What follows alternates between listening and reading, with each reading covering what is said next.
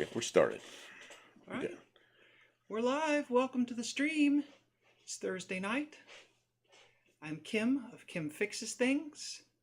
You are on the Buff Del Campo channel with your host, Buff Del Campo. We're in the shop tonight, which is pretty typical for a Thursday night. And we start generally at 10 or 10:30. Thursday nights are probably normally going to be 10:30 because we have other commitments beforehand and it's a rush. But tonight I took off of my other commitments because I wasn't feeling well and we had a ton of cleanup and work to do in the shop before there was any chance of us streaming. So I decided to take the night half off and now we are just here. Daryl B is here. Welcome to the stream, Daryl. Good evening. Daryl, I award you 2 points because you were the first one into the stream to say anything and the first person to comment after the beginning of the stream. We don't see. You got to keep track of your own points, though. It's early and we're just getting started. Yes, you have to keep track of your own points. That's how our system works. So it's an on your honor system. If you say you have 200 points, I don't believe you. Mexican Spec is here. Wow. I didn't think you'd make it because it's so, we're kind of late. Welcome to the stream, Mexican Spec. Well, Who else streams I on used Thursday? I used one of his pictures for our thumbnail tonight. Yeah, you did. And Dirt Road Landing's here. Hello. Welcome to the stream, Dirt Road Landing. He has been a very generous supporter of the channel as of late, and we do appreciate it. We appreciate that. Thank you so much. It does make it possible. It feels good too to not always feel like we're just pouring in because we do spend. We've made how many videos before we made a penny? Oh, Mexican Spec, have you figured out why your voice is off to the image? Is it still like that? Yes, we have figured out why, and there's nothing we can do about it. This computer is so far out of date, and the processing is so slow that it cannot. When I change the timing, it just goes out of whack on its own. It can't hold the timing for the sound and the video. And so we have another computer on order. It's sitting in the cart waiting for money to show up. And so we can't just buy things with money that doesn't exist. So when money shows up, hopefully we can replace this computer. It'll take me a couple days to get the software installed and whatnot. So wait a minute. Within a couple of weeks. Wait a minute, Mexican Spec. There's not Mexican points and U.S. points. There's points. Wait a minute. That would mean he has more points. Well, it still converts. Converts back. So if he then if he wants to use them here, he's got to convert them back. See, but if he's really smart and plays the commodity market, right, he'll actually he can convert them into Mexican, and then when the conversion rate changes, he can convert them back, and then. If you could figure that out, Mexican Spec, I will honor it. I'll honor it. You have the tools in our shop. Give it a whack to fix it. Yeah. Well, I'm afraid we give it a whack, everything will just go piff and it'll be gone. Yeah. No, it has been fixed. In the next day or two. It is as fixed as it's ever going to be. It's only going to get less fixed. One of these days we're going to come up here and it's just not going to go. We're going to have a new computer here in the next couple of days, so that'll be a good thing. And I think that'll get it all working because this computer's how it is. You buy a new computer and everything works really well, and then the software gets updated and the computer slows down, and pretty soon the computer won't work. Then you got to buy a new computer again. Then the software catches up. It's never ending, and that's where we're at with this computer. Well, this computer is 4 computers back. I have my computer that I use in my bedroom at night when I'm just clicking or watching YouTube, right? And it's the newest and best that I have. Not the newest and best computer, but the newest and best that I have. And then in the studio, we have the laptop that I used to use in my bedroom, and the screen started going wonky. In the bottom corner, it's like dark, so I had to update it because I couldn't take it. So it's in the studio, and it's about 6 years old, right? And then we have the studio computer, the computer that runs our studio in the house, and it's about 9 years old.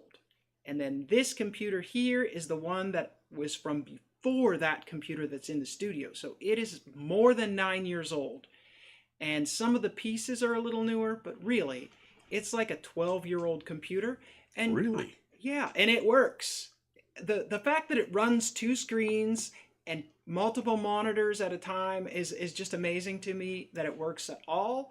I don't feel badly about it. I don't feel like I got cheated. I think I only paid $100 for it like 6 or 8 years ago when I got it. Like, it's fine. It needs updated, and we do not have to update it with a $2,000 computer. The computer that we're looking to buy to update it should only cost under 300, maybe under 200, because it's just streaming. Yeah. We're not doing gaming. It doesn't have to be. In my laptop, when I bought it, it is more than a number. Like 9 years ago, it was a latest, greatest, best you could get gaming computer. And the reason why I do that is so that it will last a long time and I can run software for a long time. Well, it's reached that point. So I'm going to have to do the same thing again, replace my laptop, the one that I use on a daily basis just for my own stuff, because it's starting to crash from doing normal stuff. So, yeah. It's that old thing with computers, you know. I mean, you have to keep them up to date if you're going to try and use them on a daily basis. Okay, KJ Kylie is here. Welcome to the stream. Glad you're here. Thanks for coming in. It seems like some people are filing in slowly, but then again, it's late night. I'm watching a kung fu movie. Dean Stevenson, how you doing tonight? Oh, Dean Stevenson, welcome. I'm sorry for your loss. I watched your video. Oh. Great video. It was really good. In fact, I've got it sitting there on my screen because I'll probably watch it again. In fact, I might get Kim over there and we'll watch it together, maybe. Okay. Twisted Mopar Garage, welcome to the stream. I hope you fix it, Buff. Fix what? The one of the computers. Yeah, this computer that's. We'll get a replacement for it. I'm sorry. Until we do that, it's going to be a little bit bad. What is this? Dean Stevenson, Twisted Ice. If you squint, it's mint.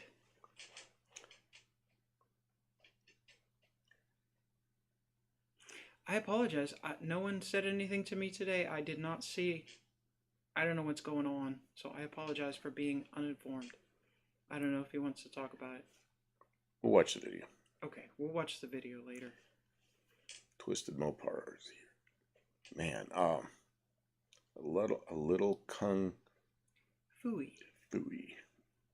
Yes. Man. This is how it goes, you know?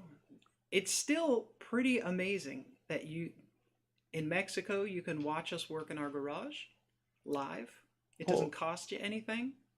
It's pretty neat. Think about when we're walking around and Dean's walking around, our feet are like facing each other. Because he's way on the other side of the wall. That's true. It must be hard for him to get anything done when he has to hang on all the time from falling off. Twisted says, so how's the dart coming along? Well, Kim, look behind you. Look, Kim, you got to lean too. Back. I'm not sure which head that is. That doesn't really give us any clarification.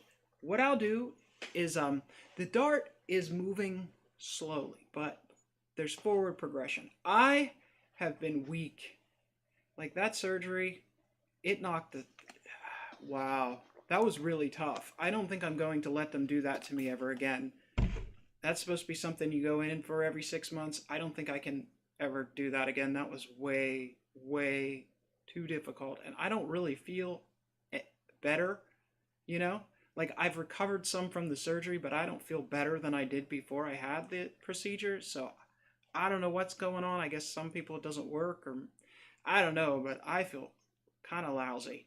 I've been copping out. I haven't been going places. He had to go out today. I didn't go with him. I went to a doctor's appointment.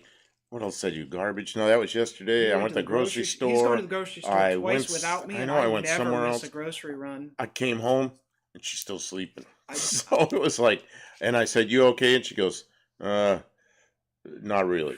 Okay. I'll let you sleep a little longer, you know. And so. But we still are making progress. We poke up. Well, Still keep going. You can't stop, no matter what. where's your second camera? It's not set up for this?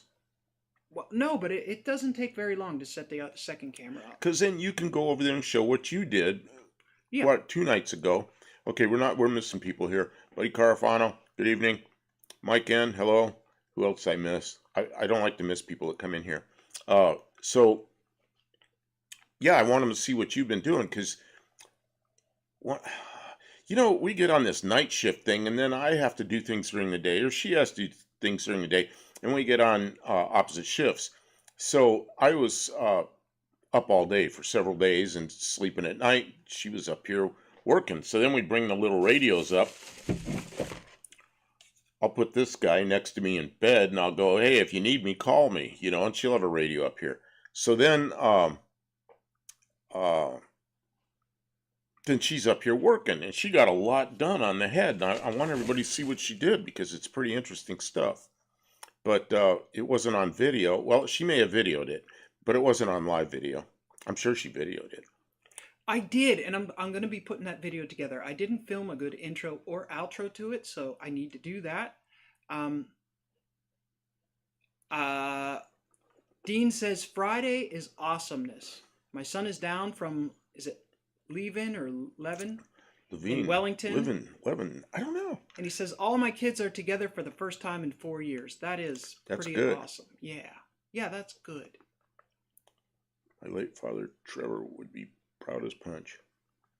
You had pictures of him there. Yeah. It's amazing with this group. I feel like we're all friends. We all know each other, and Dean is one of the guys I know what he looks like because he sent pictures. I'm sorry, my throat's bothering me. But I watched that video. Man, felt like family,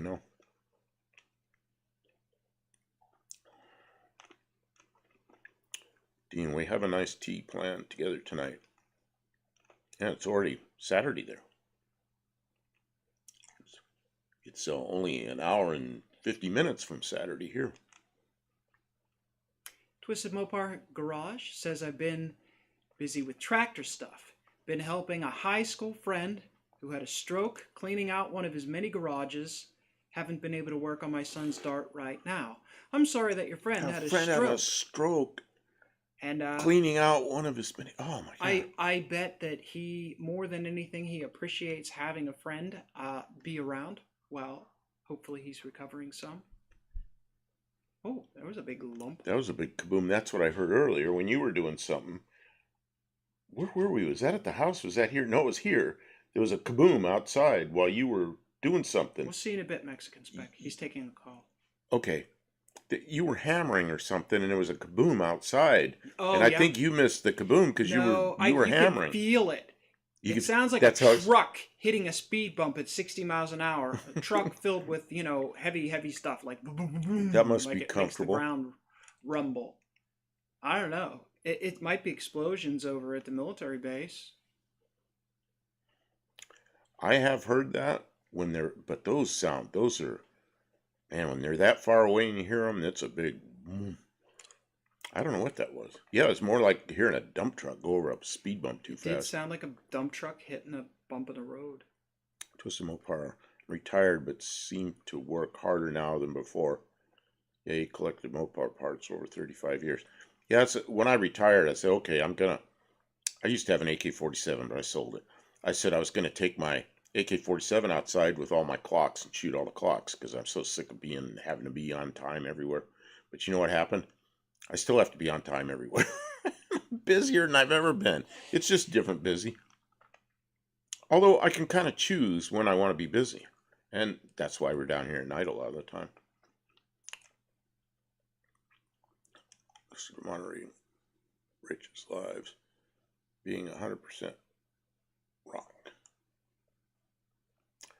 Mrs. One-Eyed Cat's here. Mrs. One-Eyed Cat? Cleaning my freezers out. I got to clean the freezer out at some point. I took a couple of things out, remember? It's way better than when I moved here. But I cooked them.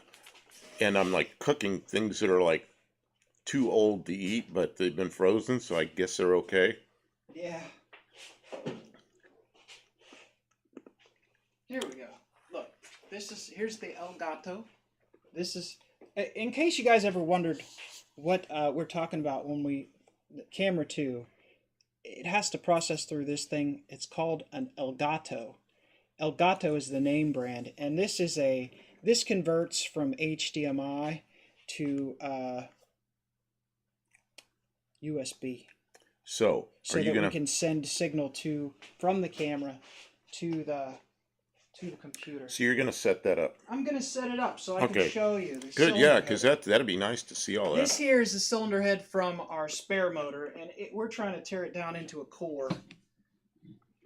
But the other one, where's the other one? It's on the floor. On the floor, okay. Yeah, I'll have to help you. I got my gloves here. I can help you get it back up. It's too heavy. I can't just lifting this stuff. Yeah, but then you'll be down there on the floor trying to show it. Yeah, I think I will do that. So I was supposed to have my son's car in color by now. It's still an epoxy primer. Oh, man. I mean, at least it's not rusting. Yeah, epoxy primer probably holds it. It's not like lacquer primer where it sucks up all the water and gets rusty underneath. This 1 year. Mike N. I had a stroke 2 years ago. I was very lucky it wasn't bad enough to cause any major speech or swallowing problems. At least not that anyone can notice. Your friend is lucky to have you in his life. Yeah. I had a friend that had a stroke, and he told me one time, he says, man, have a heart attack, get sick, have the flu, get COVID, do anything. But he goes, don't have a stroke. Because he's pretty much miserable. He has a walker in every room because he can't get the walkers through the doors. So he goes over and then he switches walkers. He's got somebody staying with him that helps him go to the bathroom. It's like, man, did life get rough, you know? He retired. And it was about a month later he had that stroke. So you save your whole life for retirement and struggle. I got cough drop in my mouth. Lester LeSabre says, I am enjoying retirement, mostly doing what I want when I want. That's good. Oh, that's what we all wish for retirement, is Olive, to be able to do what we want. Olive says, hi, Buff and Kim and everyone. Twisted Mopar, Mike. He's very lucky. He had a very bad stroke. He's lucky that he can talk and converse with everyone. Mike says, I can tell a very small difference in my speech and swallowing, but nobody else can tell. And that's what I would expect, is that you'd notice it yourself before anybody else would. There's things I notice about myself that I don't know. I notice on video, there's people that, I have this shakiness in my left hand, and people comment on it sometimes, but I mean, it really bothers me. But I've learned how to deal with it. Like if I'm welding, I can, as soon as I brace this hand, there's no shakiness. There's no shakiness normally in the right hand.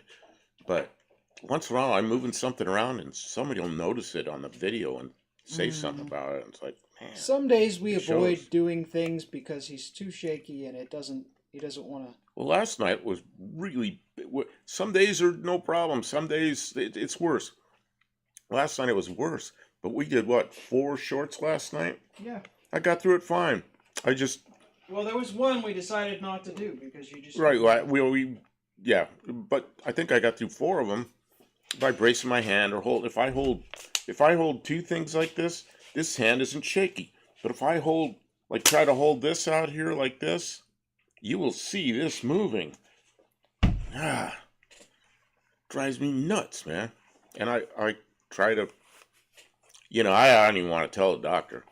Tell the doctor they're going to put more meds. Like I need to be taking more meds. So I just live with it right now. I'm proud of him. I finally got him go see the doctor. If you're prescribed BP meds, do yourself a favor. Yeah, I am. I take them. See, my mother had BP problems way worse than me, but I'm on her side. My father had low blood pressure his whole life, and I think that's why he lived so long, because his circulatory system wasn't under such stress, But I've kind of got from my mom's side of the family, and so I've got to take some BP meds, and I, I watch it. I know what's going on, and so, and then I'm diabetic, so I've got to take some meds, and mostly that I got to pay attention to diet, just carbs. I limit myself to 30 grams of carbs a day, and I plus or minus a little, but I just, if I lose weight, I'd be good to go. That's Twisted Mopar. Hey, you know what? I've been kind of taking it easy on the food and eating really low carbs. And I went to the doctor today and I was 5 pounds less and I wasn't even trying to lose weight. It's like I came home and I told Kim, hey, I lost weight. Oh, is it on? It is on. All right. Okay, why am I down in a corner? What happened there? Oh, you hit a different scene. Okay. Okay. Now I'm going to show them the stuff. What is shrouding that? It's sitting on the table. Oh, okay. So now I see. Okay. Oh, that was the head. Okay, I got to stay in the picture here. Okay, guys. Here's Okay. the cylinder head that I was on lisinopril. I'm on lisinopril. Oh, we're going to look inside a cylinder head. Oh, God. Oh, Kim, it looks like you got the seat there. Where is that? That exhaust seat. Did I don't know. nicked one of them, so that might be the one. Right there somewhere, maybe? Yep. Yep. Oh, come on. Yep. Same with that one. Got some marks on it. Yeah, I'm going to have to do the seats. But if you can get the port job running, Tommy Hanlon's here from Dublin.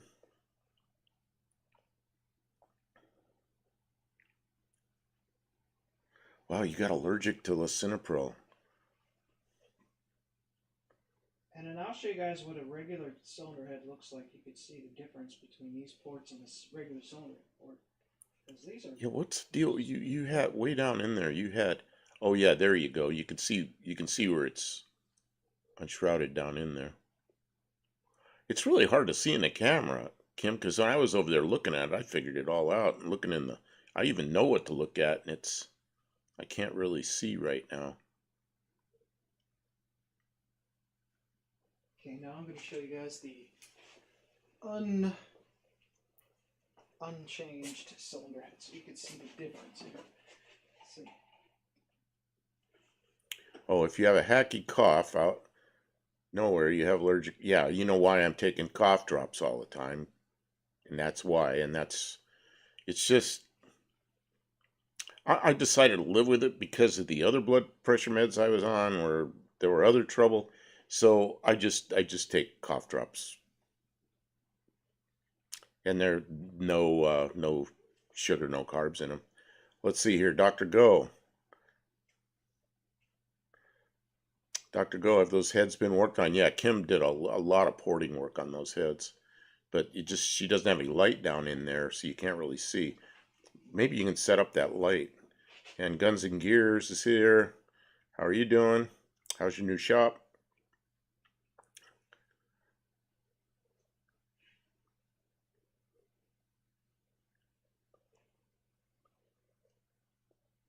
Kim, is there a way you can get light? Like you can stick light in from the exhaust side or the intake side? Remember how you did that like last night or something? Oh, I thought you were up on the table. You're down on the floor. Oh yeah, there. Now you can see. Now you can see in there.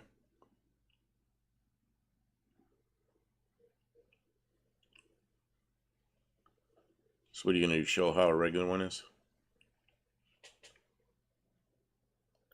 This is Dean says, I use glycerol BP at the lab. British Pharma, Copia, something BP, and United States Pharmacy. When you said BP, I was back in the lab technician mode. Okay, what have we got here? This is a head that has not been worked.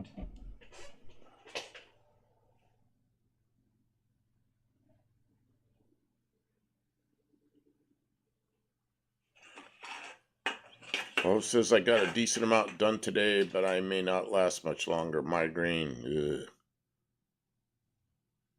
Oh, yeah. Okay. So now we're looking at one that has not had any work done to it, right? Yes.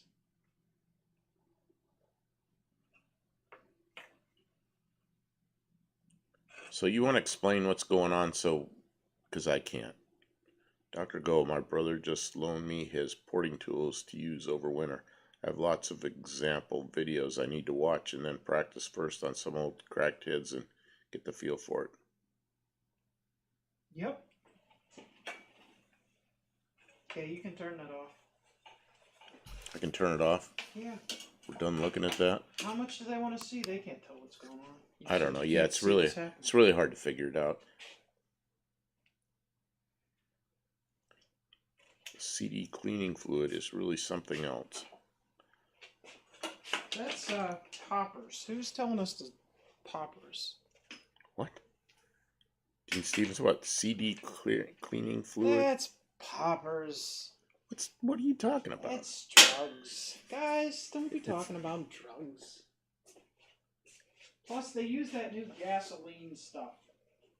I don't know what you're talking about. See, I'm really stupid when it comes to this stuff. Well, Iso alcohol. I don't know what they're talking about. I use 99%, 99.9% isopropyl alcohol for some things. That crap's expensive, and you don't use it on yourself. You use it for cleaning. And we do have some here. And then we have denatured alcohol, which is nowhere near. But now I'm talking about shop stuff. I don't know what they're talking about. I don't know. They're making trouble. They're making trouble. Don't Okay. make trouble. Okay. And I'm just talking shop. I don't know. You weren't talking shop. What? You're fine. Do what you need to do. Well, read this stuff, would you, Kim? I don't know what they're saying. Here, you can censor this if you want. Dr. Go, I haven't done an LA V8 cylinder head yet, but I have one here. I have a set of them here.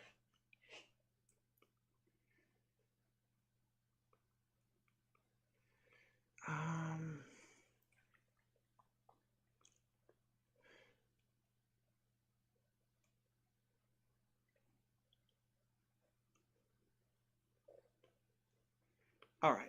That's, see, they're, Okay, now none I of that is understand anything that we can talk something going wrong. Yeah, okay. yeah. Oh, what was that flick? The computer's overheating. Oh no, the computer's overheating. Yeah, they're off into the wrong Okay, kind so of what weeds. do I do to fix this computer? Maybe plug that fan in. See if that will help. All I gotta do is figure out which cord it is.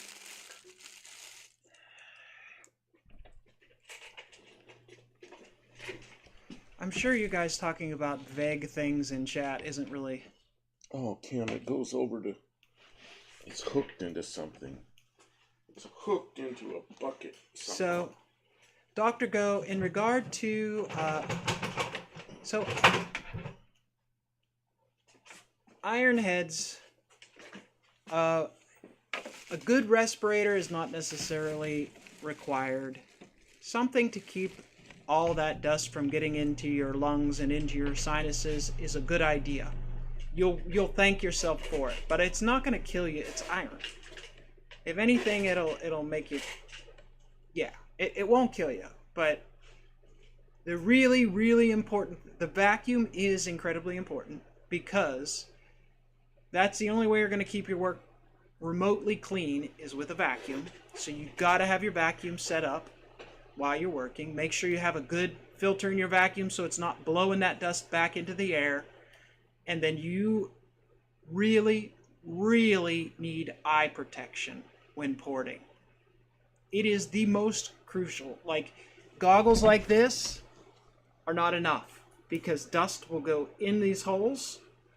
So These are good for impact resistance, but you need some way to protect your whole face. I'll show you what I've been using, and it looks dumb.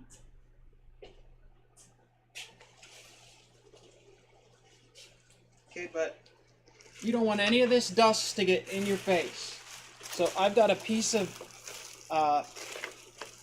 basically a plastic bag over my head, so that any dust that lays on my head, it cannot fall down into my eyes. Dust doesn't get into my hair, and then nothing get in my face, right? I've got a little thing that goes over the back of my head. They can't see you. I know. So it's embarrassingly stupid, but you need a full face shield, okay? Because you're going to be getting in, I'm down in there like this, you know what I mean? And I don't want anything coming up underneath here and hitting me in the eyes. So you got to wear your goggles under here. It gets, well, you can see it's all smudgy. And it looks really dumb, but like, your eyes are valuable. And before, when I was doing this, I got stuff in my eyes, and it took weeks. I had to go to the doctor multiple times. She had these on, and came to the house, and everything was fine. And then she had the goggles off, and then at some point, some little piece of steel got in her eyes. And I think it was in her hair, and it fell down in her eyes after she came home. And, like Sally Field. Let's see here. Let me go back. I saw something here. Oh, Sarah. About that little hacksaws for coping and conduit. You know what I was doing? I was trying to get people to comment. Trying to build a bunch of comments. See, I bought that because I had to cut something down inside a wing, and I could barely get, I could get a saw in there, and I needed something that was stay together well. So I bought it, and I went in to do it, and there was another guy there who had the exact same saw, and we used his saw. So that's what I bought it for. But by asking the question, I was trying to get a bunch of, I was trying to build comments, because comments help, and it sort of worked. But yeah, it's you only coping did and it for conduit. comments? That's why I asked a question at the end, like, what would I use this saw for? I know what I bought it for. I had to cut off a little. Don't be a sellout to the algorithm. Don't be a sellout. Oh. I don't want to do nothing that people like or that it drives engagement. Screw that. So I won't ask another question. Don't ask questions. They don't want you to ask them questions. They know already. Shaquille. Hello, I was going to say good evening, but I think you're probably in a part of the world where it's not evening. But it's evening here, so good evening. Dr. Go, thanks for the example for protecting the eyes. I did have a piece of metal bounce off the inside of safety glasses and ended up having a rust ring drilled out of my eye. Yep. Yeah, that's miserable. Yep. You don't want to be that person. Yeah. It's unpleasant. It's really not nice when they hold you down and drill rust out of your eye. Shaquille Shaka, welcome to the stream. And when you said Sally Field, I knew exactly what it was, but I could picture my mind, but I couldn't remember the name of the movie. And Dean Stevenson has it, The Flying Nun, 1967. Dean sitcom. Stevenson, I award you a point for giving us information about The Flying Nun and saying I look like Sally Field with a hood on. And I'm not actually saying this is a good thing, but I am awarding you a point. Let's see here. Canadian Diesel says, when asking for answers, always ask for the wrong one. People love that. Wrong answers only. Got a great algorithm picture coming through. I'm not sure what algorithm picture. Oh, algorithm. I get it. See, I'm pretty dense, aren't I? Safety squints. Yeah, this is one place where safety squints just ain't gonna do it. When you're welding and you're doing your safety squints, dicey. When you are porting, nope. There's no emergency porting. There's no hurry up and get it ported. you are either in for the long haul, which is like 4 hours of sitting there grinding. It's going to be loud. The vacuum's going to be running. The die grinder's going to be running. It's going to be hot. You got this hood on. The die grinder's going to get hot. You got to have it right here where you can control it real good. Right next to your, it's unpleasant. So you better, if you're going to do it, just do it right. This is not a place to take shortcuts. There are lots of places you could take shortcuts. This is not it. I generally find when I start taking shortcuts, it comes back to bite me later. I mean, it always does. I mean, it just, I get in a hurry, and I like, okay, we're on time limit here, I gotta hurry, and then it always takes longer because of the screw up. Don't even start. Don't even. But when I hurry, there's always a screw up somewhere that just costs me, you know. Yeah, just skip it if you can't. If you can't do it, then don't do it. It's okay. It'll run without a port. Kim ran off. I don't know what she's doing. She's ran off to somewhere.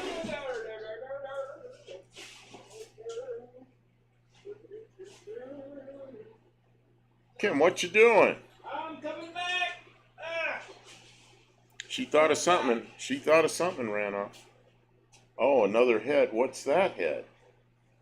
Dr. Go is talking about his. That doesn't have enough cylinders. Dr. Go is talking about porting his 318 or 360. Oh, that's a nasty, dirty thing. You got it in your pants, and then you're gonna put it on the table. This what are you doing there? Is a cylinder head for said 318 360 LA version motor. What'd that come off of? Remember when we went down toward Nashville? We met that guy who gave us this fancy screwdriver with the index Oh, yes, sticks? yes. I remember the guy. I got this from him, and I got that transmission from him. Oh, you got some heads? Yeah, I guess. He was the guy that I didn't get anything. Oh, it was the same day I got the deck lid from another guy down there for the Valiant. Dr. Go YouTube question. I tried uploading a long form informational video and later it failed saying too long. It was just over 16 minutes and when I Googled, it says a 15-minute limit until I reach 1,000 subs. What's that, Kim? We did all kinds of stuff over 15 minutes. What did they do? 15-minute limit until you reach 1,000 subs? 1,000 subs? Is that something new? No. You watch that stuff pretty closely. I don't know what they're talking about. I think that you can. That goes away if you do the verification. Oh, I don't know. It might be. You know what though? It might be a 15-minute limit until you have 1,000 subs. Because we never tried to. We never tried to upload anything more than 15 minutes. Oh, I have 20 and 30-minute videos way before I got. Yeah, you probably have to make it a two-parter. Just make it a two-parter until.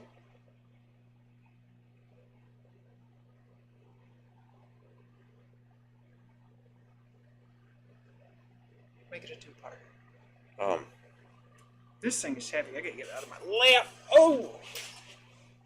Those cylinders. I forgot how big around 4-inch cylinders. I know we've been using tiny. These little 3.4-inch diameter slant 6 cylinders. Yeah, they're little baby cylinders. That's why they can't get any bigger valves in here because it's not big enough around.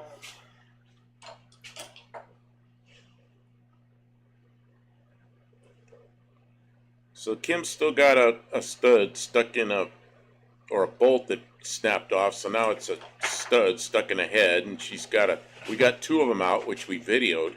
We were doing that before we came on here. We filmed a short long. We were doing video work on hers. How to remove a stud. Yeah, Sarah, I saw that. I just didn't comment on it.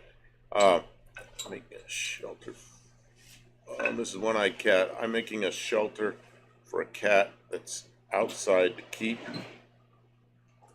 her warm. I can bring her in, but she likes it outside. You know, my cat lived in I built like a little box with a small thing the cat could get in and out of, and they make heating pads that are meant for cats. Oh, yeah, they do. And they're the same body temperature as a cat. And I plugged that thing in, and all winter that cat just The first night I put it there, that cat went in there and figured it out and stayed in there. And when it got real cold, I put some, like a piece of cloth, like an old T-shirt or something in front of that door. And she didn't like that at first, but she never pushed it out of the way till morning when she's going to go out and do her business, you know. But she was, every night she went in there and curled up in there. And that cat was a volunteer cat. Just showed up, became our cat for a long time, and then, I don't know, something got it. I don't know what happened. That cat was the one that was named Powerglide. Pretty cool cat. But just a volunteer showed up. And we're out in the country, so somebody probably dumped her, you know, I don't know.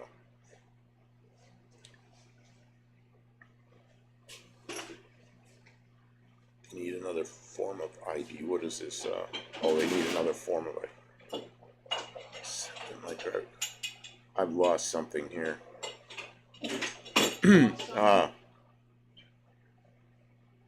Dr. I need to learn editing into 2 parts regarding the 318 heads. I wonder what my heads will look like after 43 years of use and 133,000 miles.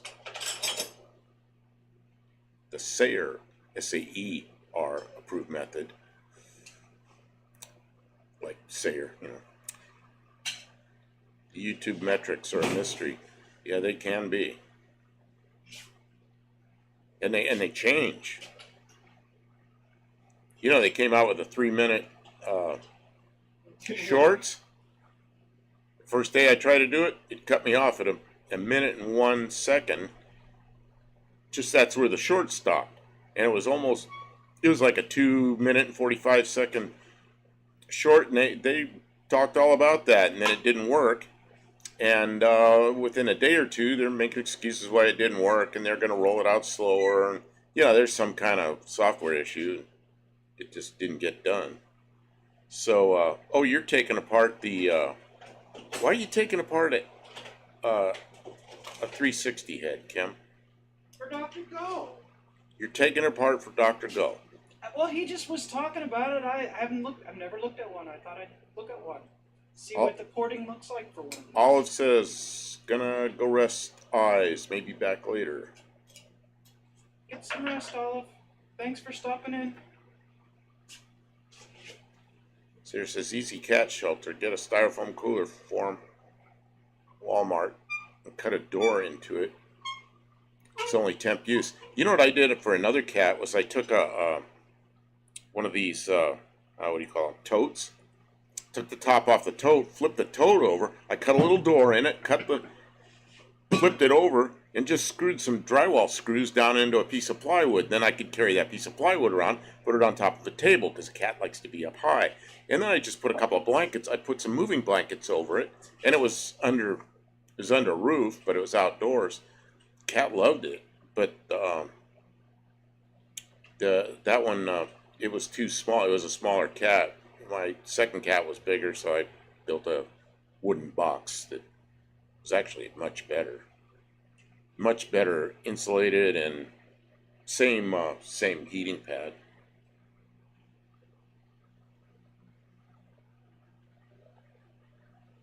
She has her ear snipped. That means she was trapped fixed on. Okay. So she was. She's a stray that showed up. Yeah, I've had several cats that are strays, and they show up and stay here for a while.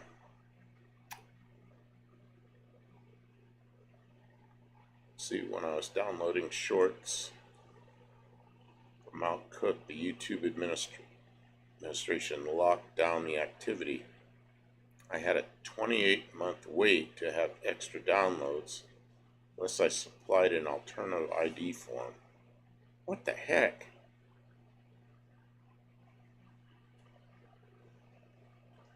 Kim's doing something over there.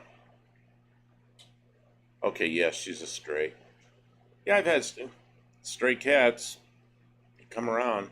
I think, you know, people go out in the country and dump a couple of kittens or something, and they show up. The last one, Powerglide, I think she looked like she'd had kittens. She's all had been big here and was all like empty looking. And I think somebody, I think she had kittens, and then somebody brought her out here and dumped her in the country. And she was so afraid of me. But I'd give her food, and she'd sneak up on the food and eat it. And every day I'd sit there, and I'd just put the food a little closer to me every day. And eventually she'd come over real close to me and eat. I'd just sit there. One day I reached over as I put the food there, and I touched her, and she kind of looked at me, but she stuck around and ate. And after a while, I could scratch her. She liked it. She'd follow us around in the yard.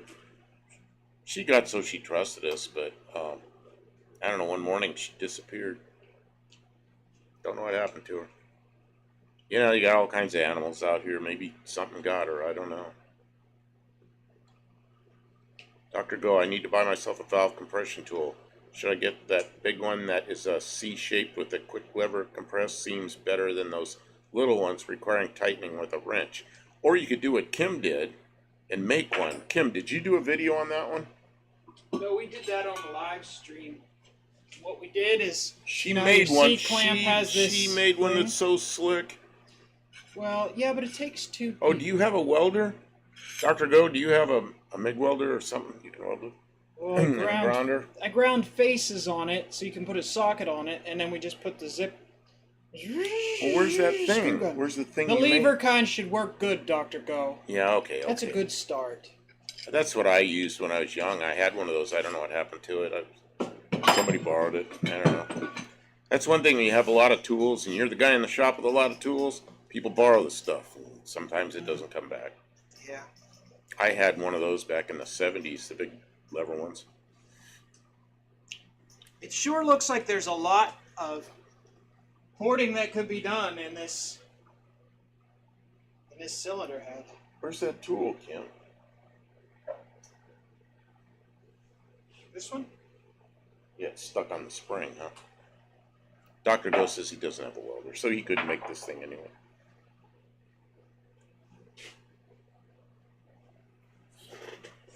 Kim made this thing. You can see that round part fits on the spring. The C-clamp goes on here and on the valve down here, and you turn the C-clamp, and this round part here pushes the spring down, and then you reach in here with a magnet or something and pull out the keepers, and then you slowly release the C-clamp. Where's the C-clamp, Kim? I can see the C-clamp. See the C-clamp. This goes on here like this, and when you screw this thing in on the other side of the valve, it pushes the spring down, and then you take the keeper out, and then you release it. This is a pretty slick little tool she made, and that's just made out of some pieces of steel and some tubing or something. Some steel, a couple of pieces of nail. Or no, those are bolts that I cut off. Oh, they're bolts. So the three little legs are bolts she cut off, and then I don't know where she got the round stuff. That's tubing or something, and a piece of flat stock. But she made that one night, and we've been using it a lot. It's really, really, really easy to control, you know. Show and tell tool time. Come on, Kim, share your creation with us. Oh yeah, okay, so I did. I ended up, Sarah says, I ended up going fancy and getting a really good digital compression tester. There's locking attachments, so you never get them stuck. You know, if you're gonna have a home shop and take apart a head like once a year, something like this works fine. If you're gonna, you know, production stuff where you're gonna be taking heads apart every day, yeah, get the right tool. And yep. This is one I don't lend tools out, but Don does, and I need it. I can't find it. Bitching at him, yeah. Sarah Kim is borderline millwright, making all those tools. She's crafty. You know? Yeah, can you imagine what she'd be like if she had some nice machines? Oh, I would machines. Every once in a while I talk to her, I go, hey, I see a deal on something, you know, like a lathe or a mill, and I'm like, hey, you know, it's like, where are we going to put that? Yeah, I know, we don't have any room. Until we have a place to house them, All we need to do is build a much bigger building. And then you know the thing, like if you get like a Bridgeport, then you know what you do? You spend all your money, and I mean all your money, buying tooling because there's no end to it. There's just no end to it. I've been there. I've been in shops where you never have all the stuff you need. Dr. Go, I watched some older videos from Charles. Their video does head porting, and he ported both an open chamber and closed chamber 318 LA heads. Well, good. I've been watching him too, and he's very informative, and he's pretty good with his camera work, so you can understand what he's talking about. But obviously, if you're porting 318 LA heads, being able to see someone else comment on a set of 318 heads rather than a generic set of heads means a lot. The other thing, though, is he's often doing race porting, and I don't know that race porting is always going to tell you the best places to spend your time. Kim, can you do something for me? What's that? I want to walk over there and get the water, but you're sitting right where I'd have to walk. You know I trip. None shall pass. None shall pass. None shall pass. Well, see, None shall pass. I brought this water over here so I'd have one, and what happened? What happened to that water, Kim? I used it. I'll bet you. You used it, that's right. I'll bet you Tony ports the snot out of a set of heads like this. Let's see here. Sarah says, if she had access to my tools and equipment, she could be dangerous. She should make all kinds of stuff. You know what? If she had like really good machines, she just worked till she drops, because she loves it. She just loves being in the shop making stuff until she can't move anymore. I wish I had the energy for it. Like I wanna. But if Kim was up here, I would have no choice to hire her and pay her no less than $60 an hour. I pay for brains, and she has lots of that. Yeah, she does. I don't know. I don't want to go to her head. Thank you. You guys are being too. But too when I kind. was, I worked at a test site where it tested all kinds of new airplane stuff, and she would have been a real asset there, because she's not familiar with airplanes, but she would have had that in no time, because she understands machines, she understands linkages, all this kind of stuff. And I'll start explaining to her something about a linkage, and then I look at what she's done, and I'm thinking, I don't need to explain anything. She's got it figured out already. Because I've watched people botch up linkages. They don't know what they're doing, and they mess them up, And but she doesn't do that.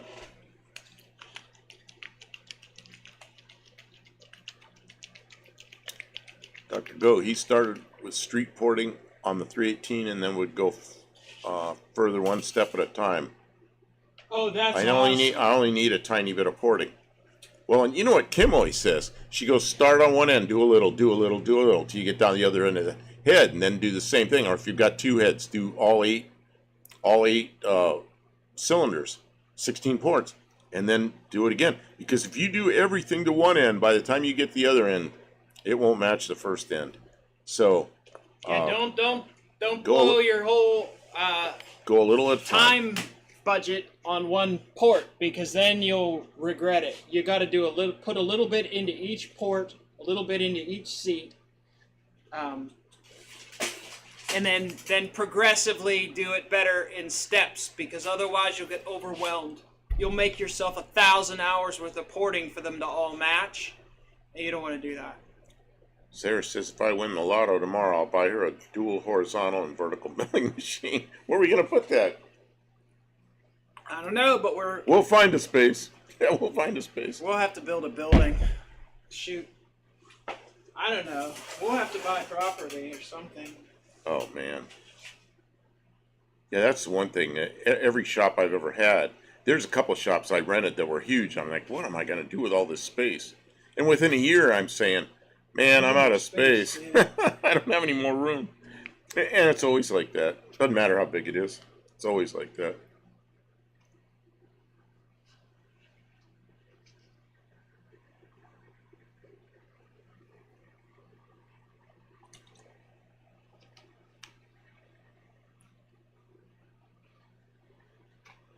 This is One-Eyed Cat says, Kim, you fix things. Can you fix my chimney? Well, she put the chimney in here. What kind of chimney? What kind of chimney?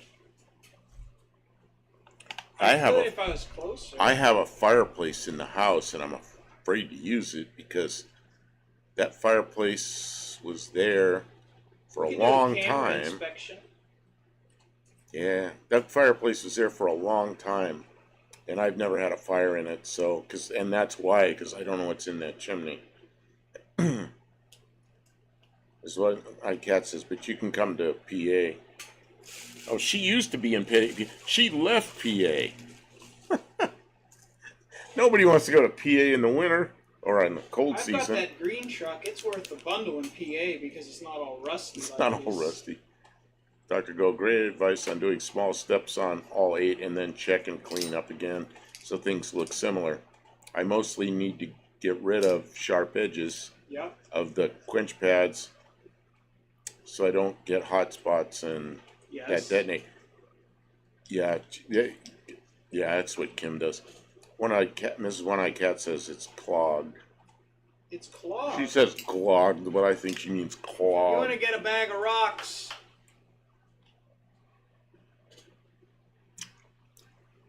Clogged? She says clogged. I think she means clogged. How on earth can it be clogged? Clogged, or is it just got a bunch of creosote? Maybe it is a bird's nest. Creosote? Oh, a bird's nest? Yeah. Yeah, they'll build in there if you don't have a cap. Oh, what do we have to do to this before we light it off? There could be a bird's nest in there. This one? Yeah, I mean, we haven't used it. We didn't use it all summer. You want to start with a small fire. It's got a screen at the top. You want to start with a small... Remember we had a bird in it last year? A bird came down our chimney. Man. How'd the bird get in there? I don't know. Buddy Carafano was at Walmart today. 3 cashiers could not figure out $2 bill is real.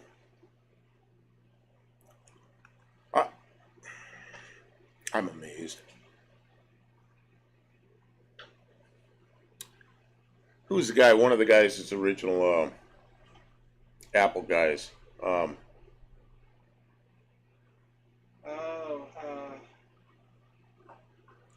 Not the one that died, the other one. You got me. I'm not an Apple. Bill Gates. No, Bill Gates was Microsoft. Somebody knows Apple. Come on, people. 2 guys, same first name. Apple originators. Because I got a story about one of them, but I got to have his name right. And we're in the shop, so we don't have easy searches. I don't have easy searches. It's a pretty funny story about $2 bills. Usually somebody's got me an answer by now. Oh, the other thing, Dr. Go, is the first go around is actually usually the biggest Steve Jobs. They got it, Steve Wozniak. Steve Wozniak was quite a joker. What he did when he was young, he had a friend that was a printer, had a print shop. And in the print shop, they'd take pads and they'd gum the edges on them so you could tear off, you know how like a pad of paper is. You can tear off the pads off the gummy edge. So you can go to the U.S. Mint or wherever it is, and you can buy fresh money that's still in the sheet, and it's got all these bills all printed, and they're real bills. You get $1 bills, $2, $5. You get all these different ones. So he used to buy $2 bills in big sheets, and he'd take them to his friend that was a printer, had the print shop, and they gum one edge of them. So he'd walk around with this big pad of $2 bills. Oh, he 2 things they do at the print shop. They'd gum them and they'd perforate them so he could tear them off. So he'd go into it somewhere and buy something, and then he'd tear off all these $2 bills off this big pad and pay for whatever it was. And, then, of course, they'd call the police. And then the police would come and they'd figure out they were real, and, it was a big joke. And so he'd do that. Hilarious.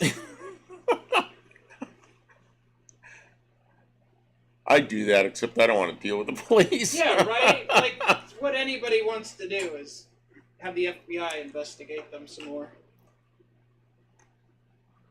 Okay, let's see here. Back to this is one-eyed cat. No cap and bricks in it. Bricks? There's bricks in it? I mean, like loose bricks? Oh, man. Y'all have to go Dutch and refractory insulated. It's clogged with bricks? That's what I'm wondering. Is it clogged with bricks? Sarah says, you're in PA. Go to the Amish. They will fix it up cheap and it will last forever. This is true if you can find an Amish, but... Hey, look, Ronnie Shackelstein. You notice this? You notice this tonight? This thing? See what he put up. It says, good evening, Buff and Kim. Welcome to the stream. See, Kim, you're missing this. I am missing it. What is he saying? You know the shirt I have on? Oh, he's wearing the alien shirt. And you got Alien up here. 6th Street Garage, welcome to the stream. Lars, welcome to the stream. I didn't see you come in. Oh, I didn't see 6th Street Garage. Oh, yeah, because he's the one that said Steve Wozniak. Oh, well, who got it first? So did Lars. Lars got it first. Lars!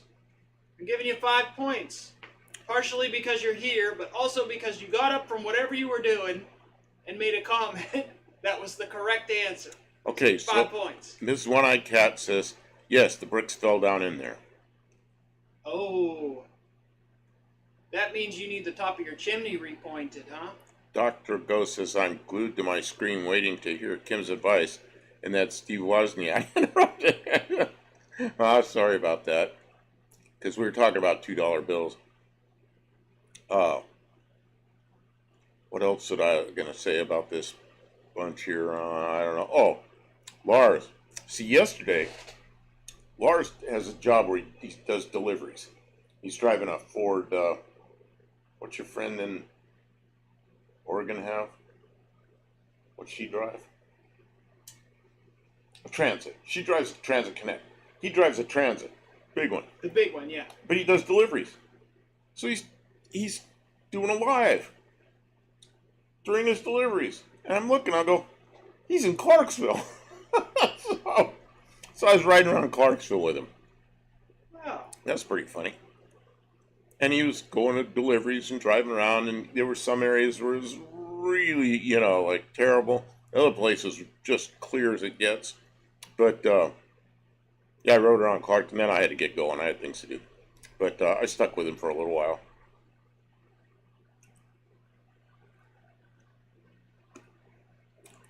Yes, Amish can, but I don't know how to get a hold of them.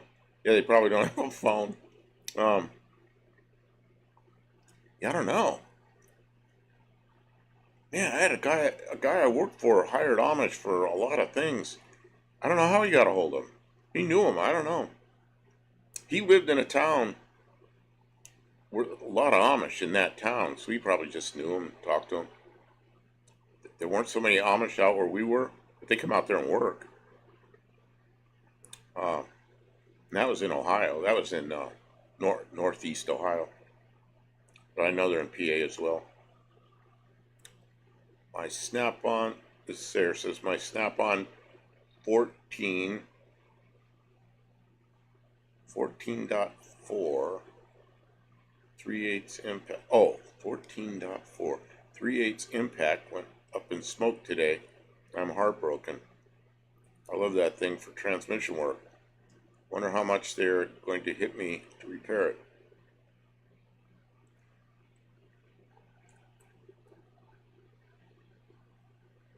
Yeah, Sarah says you drive. We'll let the smoke out. That's gonna be expensive.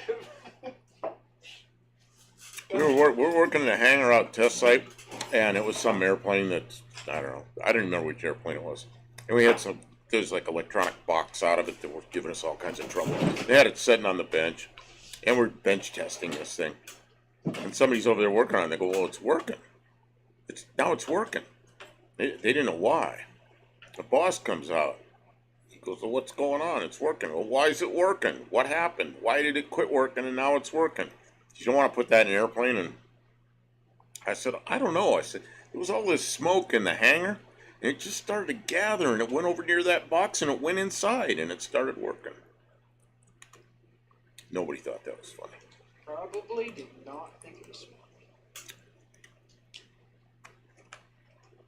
The magic smoke went back in. Went back.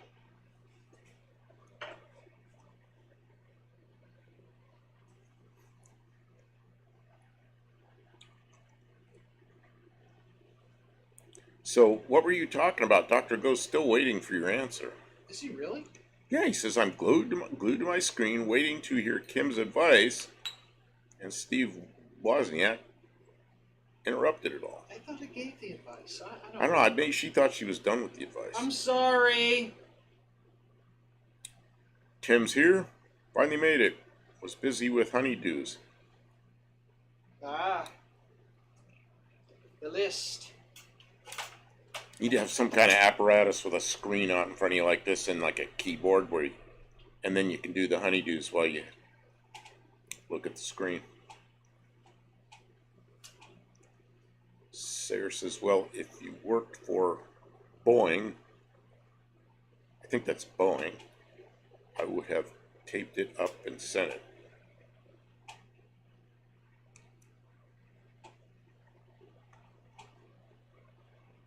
Man, we used to have this stuff. 3M 8979. Stick to the outside, airplanes never came off until you want it to come off, and even 120-degree weather. Be on there for a week. It's duct tape, but it just peel right off. It'd stay on as long as you wanted, but it'd peel right off and not leave any residue. Wonderful stuff. But like we'd have like some kind of something we're testing, and there's no place to run the wiring, I'd run it on the outside of the airplane, just tape it down with that stuff. And you know what? We go fly and always work.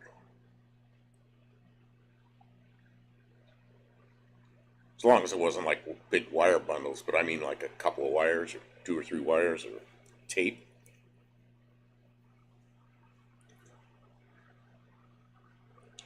Kimmy just started to say something about the heads, but I don't know what information was next. Just learning all I can about cylinder heads for the LA. She's over there staring at them. I think she's learning all she can about the cylinder heads for the LA. It looks like there's a lot of material that could be adjusted. 6th Street Garage. Buff, did you ever see or work on radial engines? 1. Saw it up close, looked at it very closely. It was an engine that came from Australia. It was Rotec, not Rotax. It was Rotec, R-O-T-E-C, and it was the whole engine was machined. All the parts are machined out of billet. Really nice looking engine. We were going to use it on a home built, never did. As far as I know, it was still sitting in the building at Titan Aircraft when John got killed, and then Titan's been closed since then, so probably still sitting there. I did not work on radial engines, which I rode in a radial engine airplane one time. A friend of mine had a 1940 Stinson, I think Stinson Reliant. It was a big gull-wing looking thing, and it was a former British World War II airplane. It only had 800 hours on it, and this is about 10 years ago, and he took me for a ride in that thing. It was a big, noisy engine, and I thought it was going to be really rough inside for that engine. It is the smoothest airplane I was ever in. No, that radial is, from inside the airplane, it's just incredibly smooth. And he took me for a ride. My youngest son was, he was still in, probably in elementary school then. Might have been in junior high. But he rode with us. So it was more than 10 years ago. And that was a very, very nice airplane for a 1940 vintage airplane. It was amazing. But I didn't work on them at all. Now that guy, he's I think 2 or 3 years older than me. He's an A&P. Still works every day as an A&P. And he's pilot. He's got, I don't know how many airplanes he's been checked out in, 70-something airplanes throughout his life. So he's he's kind of proud of that he's got all those airplanes in his logbook that he's checked out as pilot in command, and he can still get a medical. A lot of people I know in their 70s can't get medicals anymore. Let's see. Tim says, Kim, I like that video story on the dart. Oh, the story. Oh, thanks, Tim. I tried to. It was like the whole season, everything that I worked, except from No Name Nationals. I didn't do No Name Nationals yet, and then I haven't done all the work that we did since we got home. And there's a lot of video of what we've done since we got home, but I didn't want to put that out until I did everything up to that. Like, I'm really behind on doing the creating because we've really been... We put the effort into shorts. I do a short every day, and into the lives. And the lives we like because, well, Tuesday night we do the studio live with all the pictures and everything. That's fun. But anytime we're in the shop, I'm like, do you want to stream? Or I'll say that in the afternoon. Then she goes, yeah, okay, I'll put it up. I'll put up a thumbnail and get it started. And then we do that, and it's kind of fun because all y'all come in here and we have a good time. But we haven't concentrated much on the long form videos. No. And we need to do that. So we did one was a premiere, which is like you do a video and then you put it up like a live so everybody can chat. And I don't know how many of you were in here during that one we did. It was only like 20 minutes, 15 minutes, something like that. But we put it up as a premiere so everybody was on the chat during that. It was kind of interesting, but it sure went by in a hurry. We are accustomed to being in chat for a long time. Sarah says, I bought a brand new old socket set of the USA made Husky screwdrivers today for $17. Oh, where's that wrench I had? The snap-on Buick wrench? In the drawer. Put it away. Okay, I'm going to try to trip my way over there, or maybe you can get it. I'll get it in a minute. Okay. Daryl B says, I know you're busy. I enjoy the conversation and the funny stories. Funny stories. Yeah, I tried to put in some highlights, some stuff that we left out before. Make it something different. I look back in my life, bad decisions always turn into funny stories. It's like, whoops. Did you see Just Mopar Joe's video on the Slant 6 convertible he's cleaning up? I did. I sure did. In fact, I saw it and Kim had not seen it yet, and I'm going, you got to see this, because he put this exhaust system in, and he had like that clamp that hit, and I said, you know, other than that, it'll work real well, and he said he was going to weld that up where he put it together, but it's like a 2.5-inch exhaust on a slant, and the original exhaust, like on this slant, is like 1 in 5/8. I think it's 1 5/8. It's like a straw, so it just keeps the velocity up. Kim, you're way out over the edge. You know that? Oh, I guess you got that brick over there. That's why the brick is there, to counterbalance all that. See that brick on the table over there to counterbalance the head? Because if that gets real heavy, it's going to fling that brick up in the air, right? It would, but it's not going to. No, it didn't break the wood. Let's see. Every great story starts with oops. Yeah. There's a lot of bad stories that also start with oops. Speaking of bad stories, start with oops.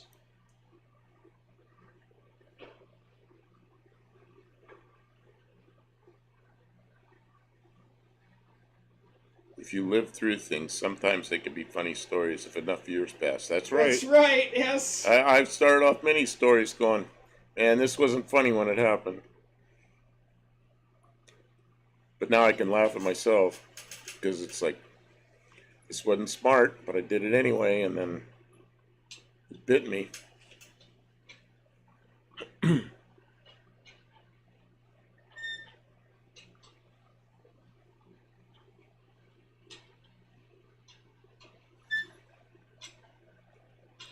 It watching her compress a valve spring, you can see how that little tool works now, sort of. Yeah, that's so I can get the keepers in and out when it's compressed. What are you getting the keepers out with? Magnet. Okay, that's good. Not my bare hands. You know who got upset with you for that, but he's not here tonight. Was it Dougster? Dougster, have no fear. But he's not here.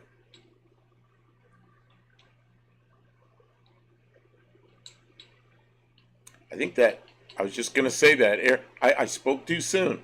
That Airfix a computer, as soon as I said that, it went all max headroom on me. Are you kidding me? Ah, Kim, that's failing. We knew it wasn't going to last forever. We got all that cool air blowing in there, and it's failing. Let me look. Oh man, look at that! Look at that! Let me look. Let me see where you got the air pointed. Well, it worked all this time.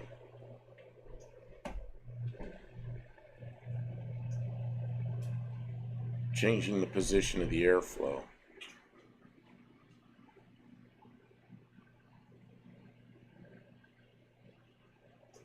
I was just starting to say, man, that really worked well, and it all went nuts right when I said that. Is it done? It's like it hurt. Yeah, it's okay right now. Almost new computer time. Yeah, it's new computer time. No, but I mean, we don't have it yet, so we will. Well, we talked about, one of the things that we talked about with the Dart is I think we're going to convert it from a manual transmission to an automatic. We haven't talked about that on a stream yet.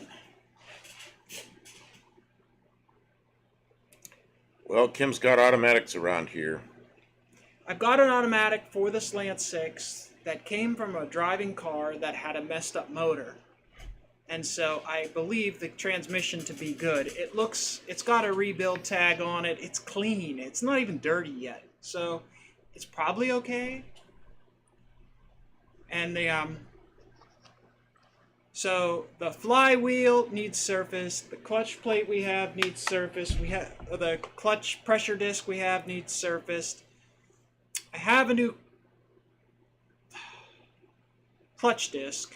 The throwout bearing that we have is old, but not. We have one that we think is okay. The transmission has pretty high miles on it. So the automatic would just go in there. So And the manual transmission is. So the downside of the automatic is she thinks the drive shaft will work, but not sure. The Will work. Shift linkage is non-existent, so you have to figure out something there. There's no kick-down linkage, so you have to figure out something there. We got lots of rods and tubes and stuff, and she's pretty good with I've messed with linkages. the automatic transmissions and A-bodies before, so it won't be anything I haven't played with.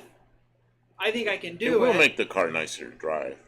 Because the manual that's in, well, of course the clutch was terrible, but the manual is, it's an old 3-speed with no synchro in first, and I don't know. That's what I grew up driving, so it isn't a big deal, but Kim hates it. I can drive it. She can drive it, but she hates it. And when you come up to a I stop don't sign, hate it. I just you can't go into first without stopping, so you just leave it in second and kind of chug away, and that's kind of how I learned to drive, but yeah, it isn't real fun. If I was going to leave it a manual, I really want a 4-speed, and when I look at the price of a 4-speed, I'm like, I'll just go automatic. And then the nice thing about an automatic is you can put a torque converter in it, you get torque multiplication, and now you can do burnouts. People like that. People like that. So you break the rear end. You won't break that rear end with this Slant 6. Come on. Chat got quiet. Chat got There's really people quiet. watching, I'm but looking nobody over has there to anything see if say. anybody's still in here. Yeah, everybody's still here. Sarah diesel automatic transmissions can handle more torque in most cases. But a manual transmission is less rotating mass and less loss of, like higher efficiency from a manual transmission, right? The only advantage I see to putting the manual back in here, well, there's two. One, it'll go back together more quickly because there's less to do. And the other thing is, it's original. But, yeah, they did put automatics in them. I mean, So, and the car's not original anyway. It's I mean, I've decided from a long time ago that I will build the car to my liking. I don't care if it's original. It's just a crew cab Dodge Dart. It's not. Oh, Landon Custom Classic is here. Welcome to the stream. Just seeing you were live. Yeah, it's Thursday. We're here a lot of Thursdays. Tim says, got my laptop working great again. New battery, hard drive, cooling fan, cheaper than a new one. Yep. I've been through some of that, but mine's to the point where it's end of life. It's running Windows 7. Windows 7, I've had it for 9 years, and that's a long time for a laptop. Even a good laptop. It was a top of the line gaming laptop when I got it. And you use it every day. But it's getting to the point where the software is overwhelming it. It just And no clutch to replace every race. That's the thing, is I don't really have any plans of racing it or doing a bunch of burnouts with it. I just want to be able to drive it around town, and I could do that either way. I kind of could.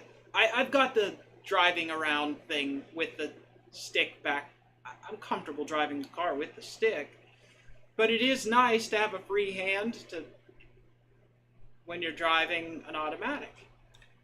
I don't know. One of the things that I noticed was a little bit weird was finding a shift linkage. I had the cars that I found, because I was looking for a column with a column shift automatic. They were all on the dash. A 63 and a 64 that I looked at. Oh, the push buttons. And I was like, oh, yeah, it's on the dash. So I got to find a column. Or I could just leave that column. We've got ideas, but it's not a bolt-in. Oh, I saw Landon. Okay. Landon Custom Classics just put out a video. Did you see it? No. It was a Studebaker wagon. Oh, I saw. I'm surprised you didn't see it. I saw the thumbnail. No, I just hadn't watched it. I only found a few minutes to watch. I really didn't spend much time on YouTube today, but that looks like a super cool project. I hope that it's, that it gets good reception so that you can feel like you can invest more time in it, because it looks really, really cool. Dr. Ghost says, I get how you just weigh the pros and cons and then make the best decision for your own circumstances. Man, that's how aircraft design was. You just look. There's very few breakthroughs. You just have decisions to make, and for the project you have, and there's always a different way to do something, better way, maybe better for one thing, but not for other thing, and then of course all the know-it-alls come in later and tell you how you screwed it up, but they weren't there to make the decisions. Sayer, Canadian diesel, and no clutch to replace every race. Yeah. No, you have a converter to replace every race. You change radiator for cooling lines. This radiator has. It does have cooling lines. But yeah. Me coming from the radiator business, I really like running a cooler out in front of the radiator. But it's Kim's car; she'll decide. And Let's just this put it thing, back together. And this thing will run at such, it's not going to load that transmission that heavy. Your radiator is like more than double the capacity of the original one. So the coolant in the bottom tank where the transmission cooler is would probably be just fine. Landon Custom Classic says he picked it up for $400. That guy finds deals. I hope it's not all rusty. Does it have floorboards in it? Man, I was looking at the cars I'm looking at Fox bodies, and I found one, and it said in the ad, it says something like all all ready for new floorboards, and he had a picture in there, and he cut the whole floor out of it, and it's like, and there's still all rusty mess, and I'm like, oh man, I don't want that.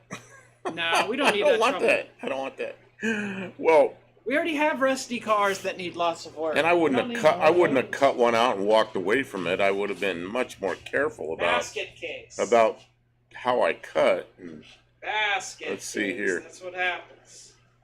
Aftermarket floor shifter for linkage. Yeah, but I've got that floor shifter out of the Ford Ranger. I think I could probably make that work. I've had problems with floor shifters before, many years ago. I thought, oh yeah, just use a floor shifter, and then the thing on the transmission was backwards. And where I learned that was with C4 Fords, the ones with the column shift and the ones with the floor shift. The piece in the transmission's different. It comes out from the inside, or you have to undo it from the inside, and so it became a big pain because I had to change that lever on the transmission to make it shift the right directions, because park would have been down here and low would have been up here, and a big pain. That was a big pain. So you got to be kind of careful with that. But she's pretty good with linkages. She could figure it out. Tim says that's a great looking Studebaker. Okay, I'm gonna have to go. I'm gonna have to go look at that when we get out done here. I'm gonna have to go look at that Studebaker. Dr. Go, I like my stick shift car, but city traffic driving when I had damaged tissue in my knee was taking the fun out of it. After 2 years of commuting it into cities, got rid of the car and eventually got surgery. Oh, man, surgery. I had a PT Cruiser for years. It was one of the very first ones, and it was a 5-speed manual. I don't know. I didn't even think about it anymore. I just drove. The only time I didn't like it was in the city if I got something to eat and I'm trying to eat and shift and do all that. And you really couldn't do that.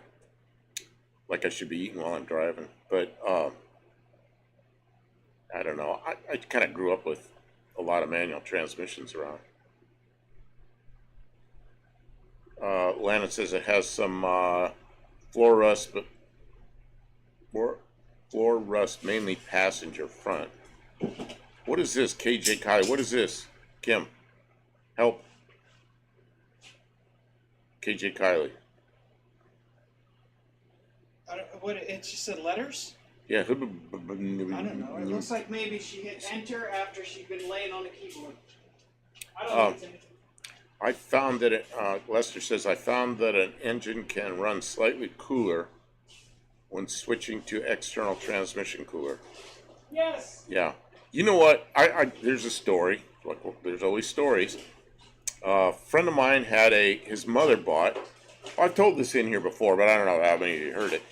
A friend of mine, his mother bought a Dodge van back in the late 70s, maybe 1980. 79, something like that. Big high top camper van with all the camper stuff in it. Had a 360 in it and an automatic. And I had radiator shop then, and that thing ran, the coolant temperature was running like at 230 degrees. So we thought maybe the thermostat was messed up. We pulled the thermostat out, 195 degree thermostat, put a new 195 in it, and it still ran 230 degrees.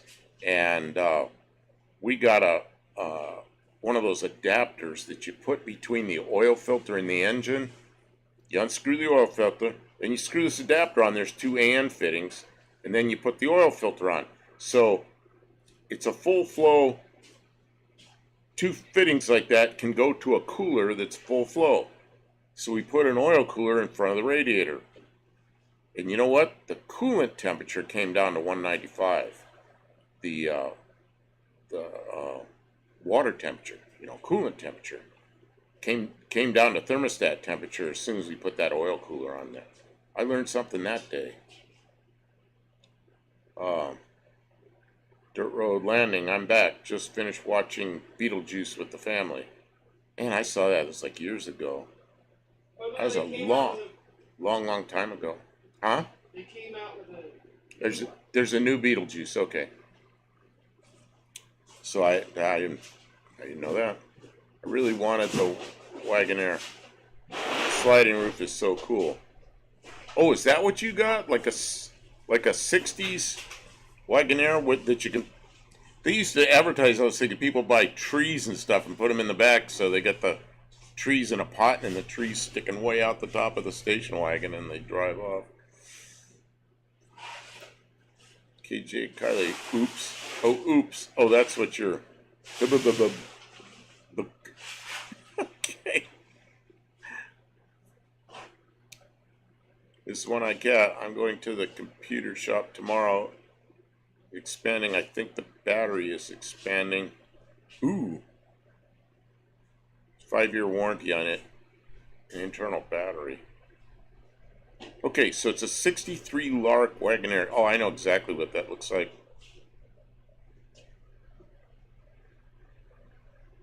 Yeah, I gotta go see that car.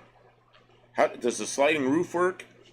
Does it leak? I always worried about those because I thought they'd leak, but I really didn't know anybody that had one, so never really knew.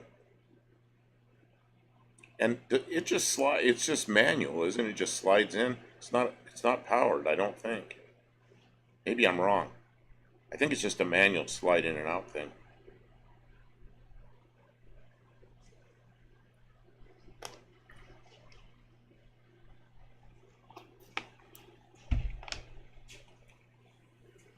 '63. I was 9 years old.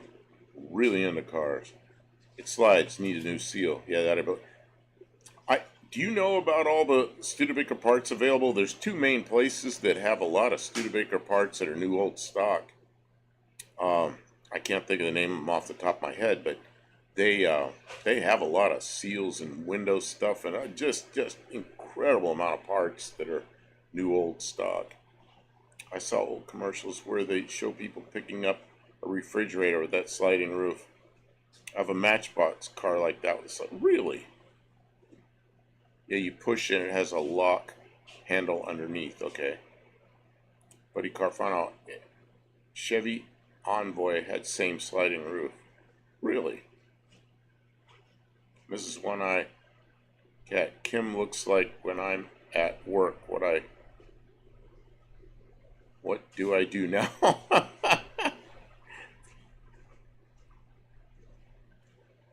I've got lots of work to do. I just gotta keep focused. Focus. I'm sorry, I'm not streaming so much, people. She's thinking about her work. That's how she is. She's like, gets up to the shop and she wants to get something done.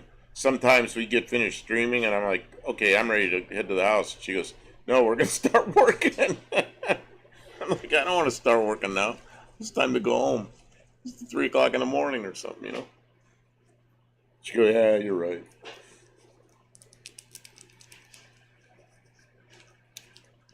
Saber, my 5th grade teacher had a Wagoneer. Really? Yeah, it's kind of weird. There's a Wagoneer and a Wagoneer. One was a Jeep, the other was a Studebaker.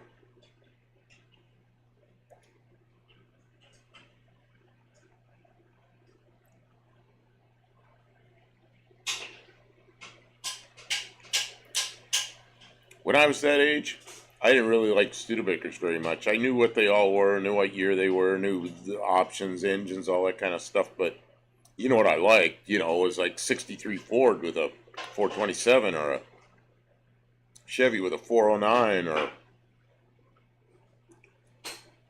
what they call them, the 426 Max Wedge or 413s, all that. Man, I mean, those were the cool cars. And now I really kind of like the Studebakers and the AMCs and stuff. My taste has changed. All of those other cars are okay too, but they're pretty much gone. Or they're worth a fortune.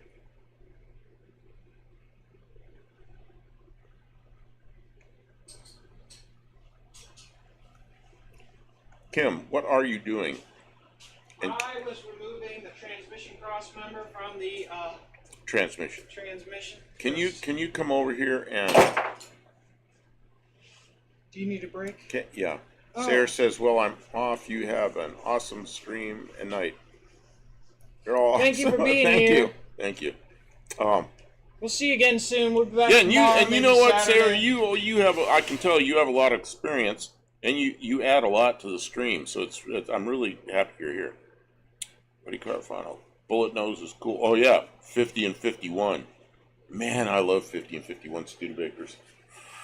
But they're, same thing. Hard to get.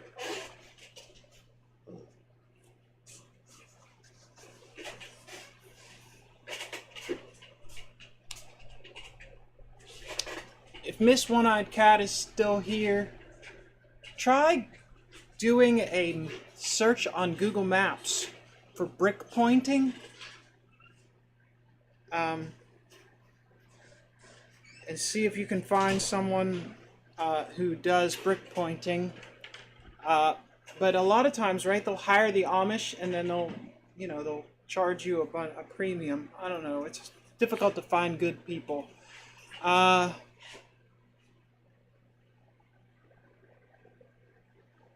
My 5th grade teacher. Why is my head cut off here? What's the deal? This is wrong. Okay, that's a little better. Okay. Lester LeSabre. Hello, I have not said hi to you tonight, so. Buddy Carafano says a bullet-nosed Studebaker is cool. I know nothing about everything and everything about nothing. That sounds familiar. You're welcome. We enjoy it when people come in and add to the conversation. They're obviously paying attention. They have insight or knowledge.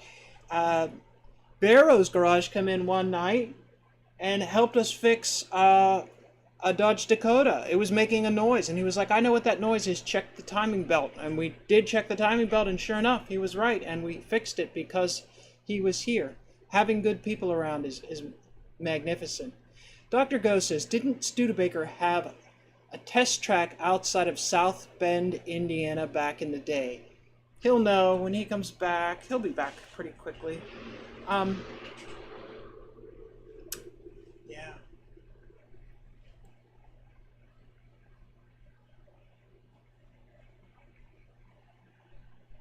We like having Dean Stevenson here because he keeps the atmosphere light. Right? He cracks jokes. We don't always understand them, but some people do. And he enjoys it, and that's important too. Oh, Landon Custom Classics answered your question. Dr. Go, it's still there with a huge yard full of old prototype cars. Oh man, that sounds cool. Wow. What is this prototype cars? Oh, you're going to want to read this. Here, have your seat back. You're going to want to read what they're talking about. All of a sudden I'm cold. Is the heat available? The heat is available. Oh, but we took the cord somewhere. No. There's a yellow cord that I plugged in. I'll pull it back. I just had to Oh, it's pull it right out there. of the way. I see it. It's up here. I had to pull it out of the way. No, I know. It just isn't connected tonight. So dirty, and we had to. And it is very dirty. Oh man, just walking across that yard, I got cold. Well, and I'm wearing 2 sweatshirts tonight because it's been cool. It's starting to cool off. Yeah, tonight wasn't even as cold as some here. other nights. You're gonna want to read what they were. Sarah says, I know nothing about everything and everything about nothing. I'm trying to get that figured out. Keep going. He's just saying he's not as smart. I told him how smart he was, and he was being modest. Well, I can just tell the guy has a lot of experience, and that's always a good person to have in the chat, It's like, well, it's kind of like everybody we have in here. We like everybody. Everybody in here has experiences that are really good. Oh, that's going to get real warm. Yeah, okay. Well, turn it off once you're warmed up. Okay. But it's not good. I got to catch up to this. When you catch it, sure. Didn't Studebaker have a test track outside of South Bend, Indiana back in the day? Yes. In fact, if you fly over there now, there's still trees. They grew trees that are in the shape of, it says Studebaker in trees. And that's still there, and you can see it on Google Maps.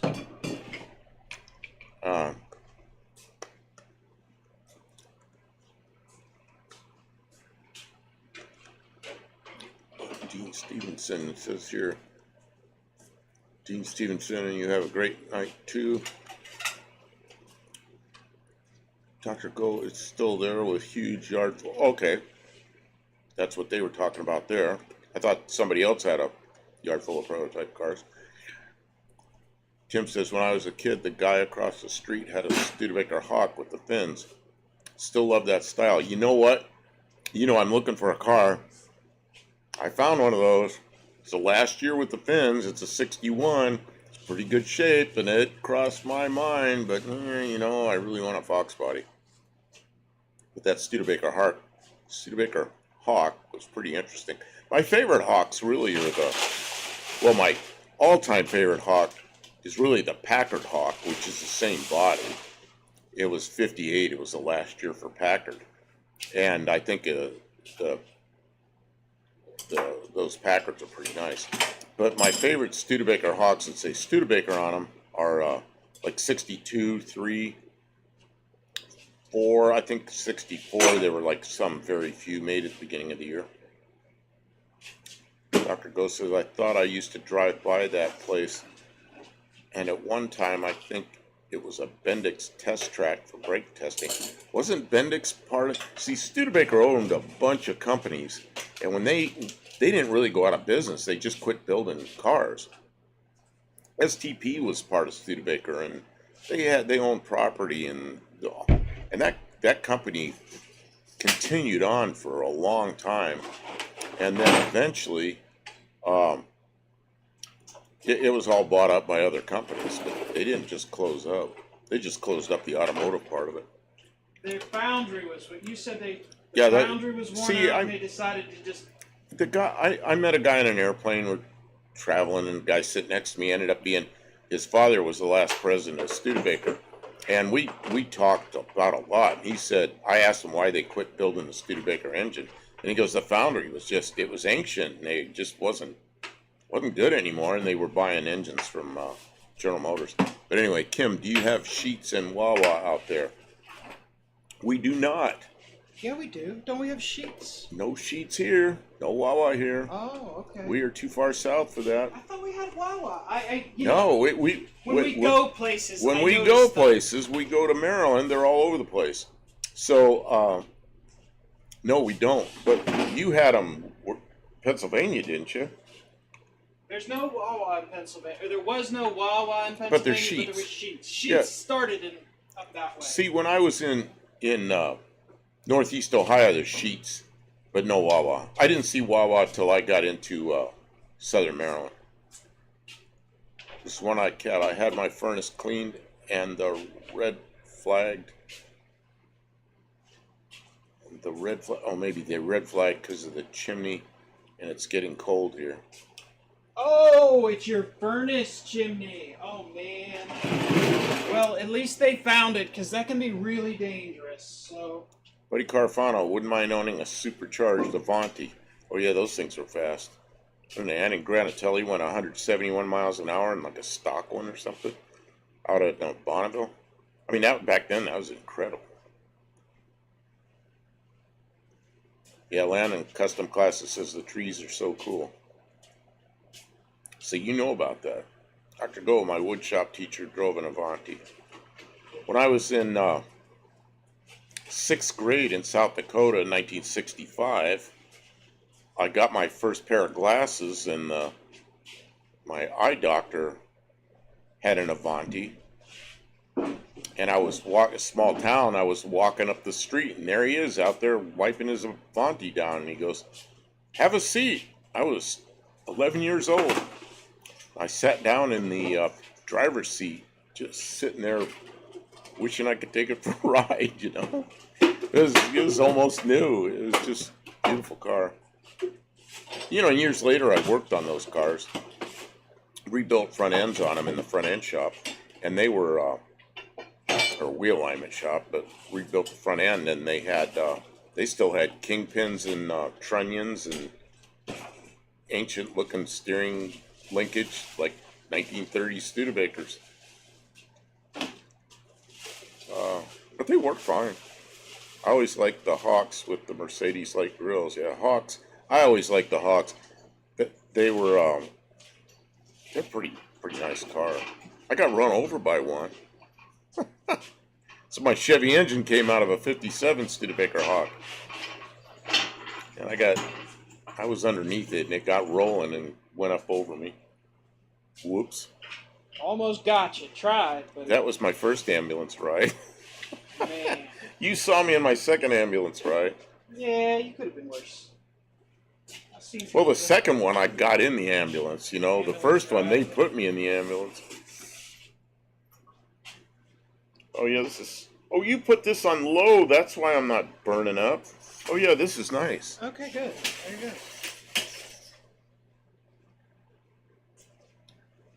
Yeah, I wasn't trying to. So what are you doing, Kim? You dragged a engine block over here. Well, I got a little more to do. I got a little more to do.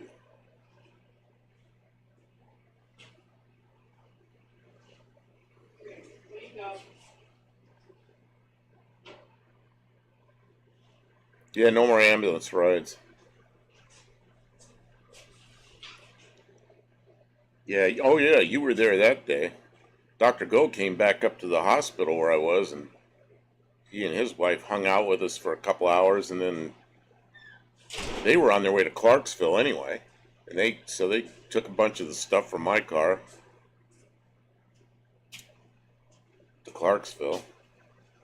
Oh, what happened to that? All right, who thinks I'll be able to take this preamp off of here with my bare hands? And who thinks I need a wrench? Put a 1 in chat if you think I can do it without a wrench, and a 2 if you think I'm going to need a wrench of some kind. She's got a pretty good grip. Pretty strong, but I don't know who put it on there. Yeah, we don't know who put that on there. It was on there when she got it.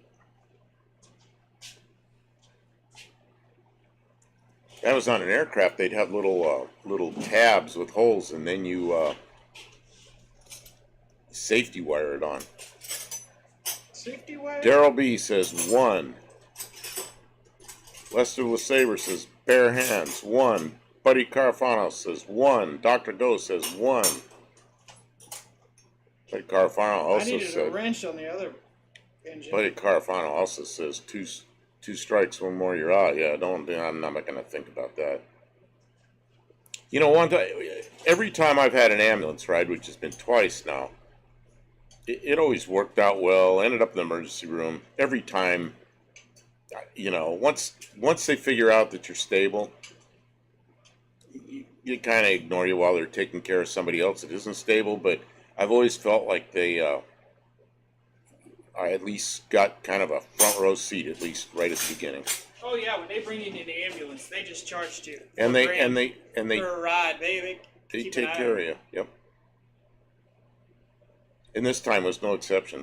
They man, right away they had me in there, and then they CT scan, no waiting. Pretty cool. Somebody's insurance had to pay for that. Okay, let's see. Well, the other guy's insurance. The other guy's insurance had to pay for Yeah. that. But that, you know, that's legitimate.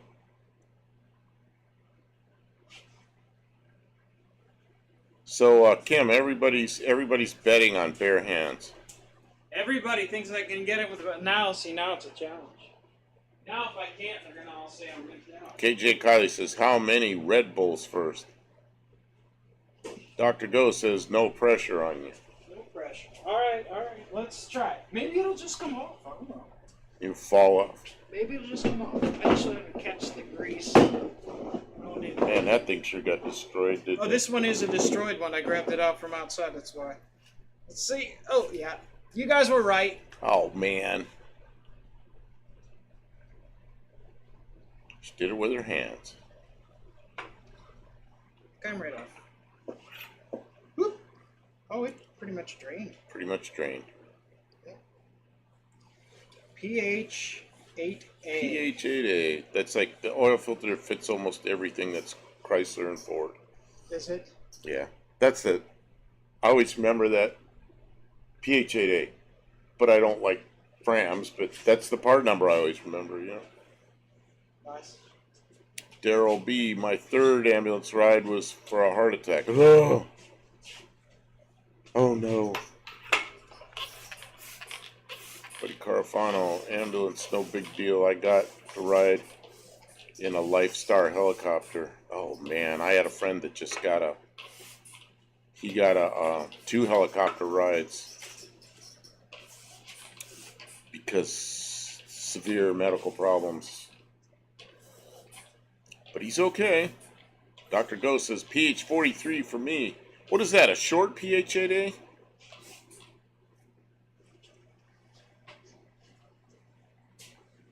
Oh yeah, this is starting to get warm now.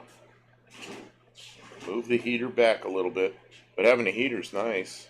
I mean, it's not that cold in here. That thermometer can't be right. It says 68. Well, I came in and it was cold outside, so I got cold. Wearing a sweatshirt and everything, and then that heater is nice. Yeah, I might be able to turn the heater off. In fact, I'm going to turn the heater off. I only got cold because I was outside, walking across the yard. So I asked Dr. Go a question, and he's probably typing 318 pH 43. Yeah, but is that like a short pH 8A? Don't 318s use a pH 8A, only shorter? I mean, won't it screw on there? I don't know. That is not my wheelhouse. I didn't know oil filters. If you work for an oil filter, or, worked in a, I used to stock some. yeah. Mrs. OEC, maybe you could, OEC, oh, that's, one-eyed cat. Okay, Miss OEC, maybe you could stainless sleeve the chimney. Oh, that shouldn't cost too much. Well, yeah, but you gotta get the brickwork. Gotta get the bricks out of there first. Well, no, the problem is if there's bricks in the chimney, the chimney is coming apart. The chimney's coming apart, yeah. Yeah, and it needs taken care of by a professional to make sure it is safe and sturdy, because there's wind and ice. And see, up in Pennsylvania, there's a lot of moisture, right? So it rains, and it rains, and it rains. And then the wind blows. And then, so the wind and the rain soak down all that grout and all that masonry work, and then it freezes and it expands, and then it thaws. The sun comes out in a day and thaws it, dries it out, so then it shrinks again, and then it gets wet and it expands, and then it freezes, and it's just like the roads in Pennsylvania. And when it gets to the point where bricks are falling off, that means the wind slid the bricks out of place so that they could fall down into the chimney. It's moving. That means you need a professional to really... I've seen chimneys fall off of houses and through the roof. You're kidding me. I'm not kidding. When you get to that point, you need a professional to really look at it. Someone that you can trust knows what they're talking about, to come and repoint the chimney. And when they repoint, they don't just smear it on there. They have to clean out the grooves and pack new mortar in there. It's a lot of work. But if it's not done right, you could lose your house. Can you maybe, do you have insurance? Can you try and call your insurance agent and see what they think? Because that's I don't know, maybe they don't have that Buddy kind of Carafano insurance. says bad chimney could cause roof leak, bigger problem. It'd probably cause all kinds of problems. Maybe Dr. call Buddy, your not too insurance. cool that you had to ride that helicopter, but glad it was there for you and had to save so many in need. Yeah, I try to stay out of helicopters, but I guess if I had to, I'd have to. But yeah, I know a guy that got 2 helicopter rides not too long ago. Helicopters. Bad if they got to take you in a helicopter, or they just aren't real busy that day. Shoot. Rode in helicopters before, but now that I look back on it, that's a dumb thing to do. Just for the fun of it.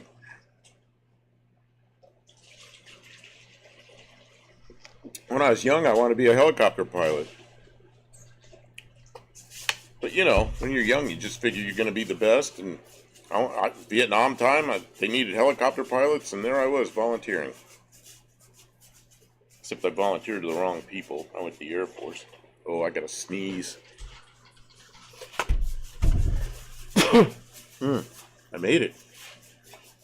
I thought I was just going to be sneezing into the air, which I don't like to do.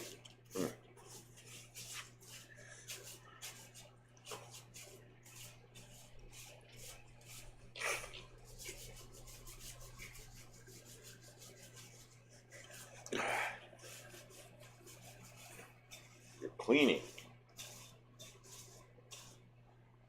Yes. Sloppy mess. Yeah, you're like spraying it toward me. I'm gonna move out of the way.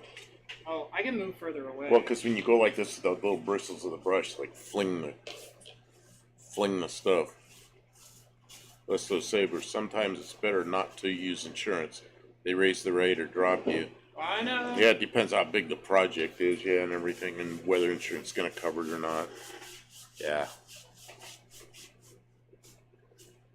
Probably you need a home warranty to. Which? Oh, this is the engine. This is the engine that has the good bores and everything. Oh yeah, this is the. This Yeah, is the this one we this is wanna the 40 paint. over that you're gonna use. Yeah, This wanna one I get rid of- cat. I have been here since 1996. It needs work. I have called people, but not heard nothing from no one.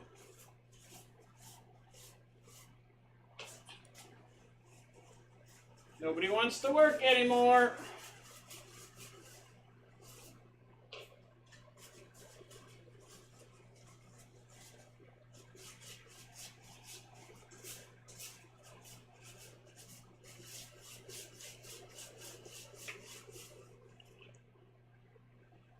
Yeah, not a problem. People don't want to work anymore. They do. They don't. You know, I was in the doctor's office today. Everybody there seemed competent and knew what they were doing. That was pretty good. Yeah, but they make good money. Well, it hasn't always been like that, you know.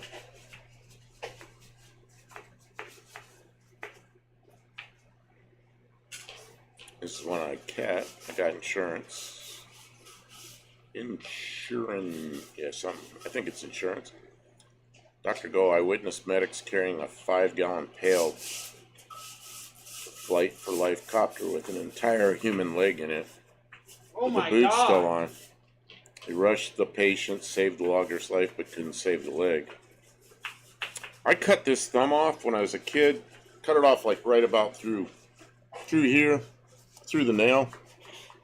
And this is in the evening. My father took me to the hospital quickly in a 57 Ford.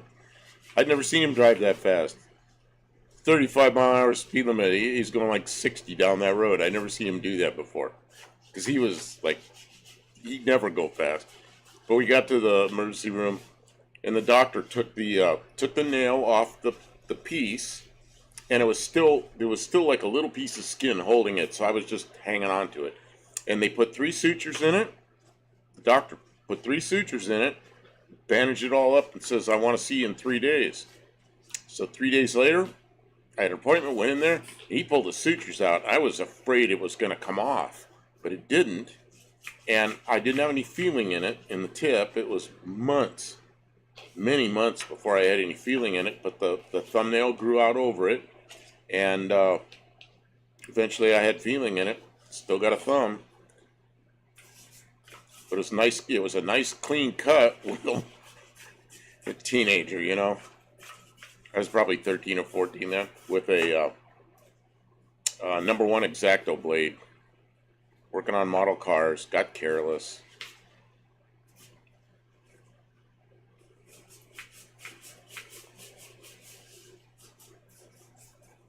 KJ Kylie, I love to work at nothing all day. R. Bachman.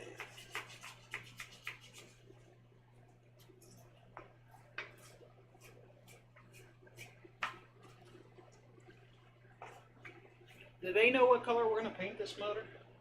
I don't think anybody knows what color. What color are you going to paint it? I know kind of what color, but I know exactly what color. Yeah, I was lucky. Yeah, I was stupid. Holding a knife wrong, holding the parts wrong, and just sliced through my thumb, being stupid. Yep, you got away with it before. And I got away with it that time. And my parents had medical insurance, and I'm sure it covered that.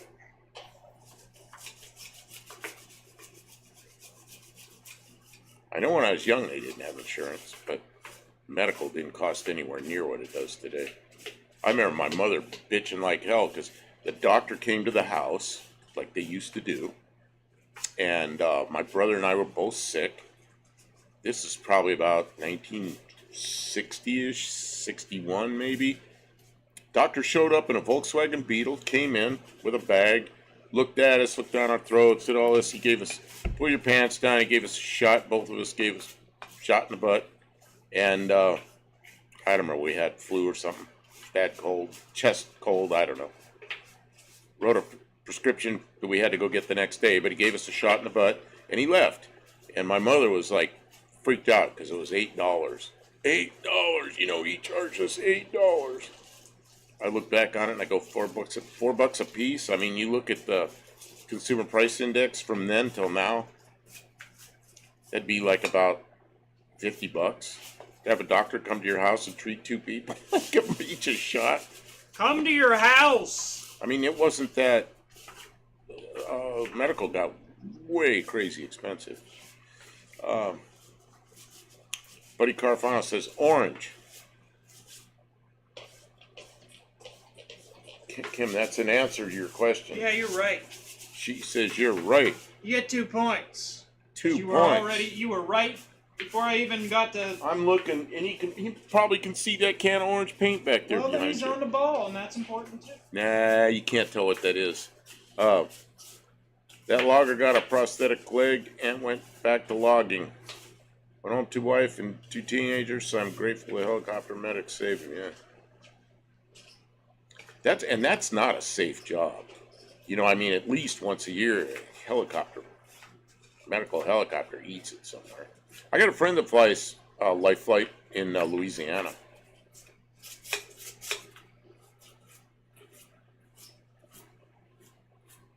I had a friend that worked in consumer electronics, repairing TVs and stereos and that kind of stuff, mostly TV sets. And it was a place where they sent TVs into. And all these people had their benches and in there working. There's another guy in there that came over to my friend. My friend's a pilot, and he had a picture of a Piper Tri-Pacer there on his desk or on his bench. And the guy that walked over to him says, "Oh, is that your airplane?" He goes, "No, it's my brother's, but I fly it, and I have a pilot's license." And so this guy took the other guy for a ride in a rented airplane, a Cessna 150. Just took him for a ride one time. The guy had never been in an airplane. So the guy comes back to him about 6 weeks later, and he goes, "Look at this," and he threw a pilot's license on his bench. He goes, "I went and got my pilot's license," which is pretty cool. But while he's at the airport, he started liking helicopters. So he got his helicopter license, flying little Robinson 2-place helicopters. And then he became an instructor and taught people to fly. And then he started flying charters in a jet-powered helicopter, a turboprop. And then eventually he started flying. He got a job in Louisiana, flying people out to the oil rigs. And now, like the last 20 years, he's been flying life flight. So here's a guy that never even thought about flying, and he's fixing TV sets, and because another employee took him for an airplane ride, it changed his whole life into helicopter pilot. Pretty good pilot, too. This is one I had a guy came the other day that my sister-in-law got a hold of, and he never came back the last 2 days.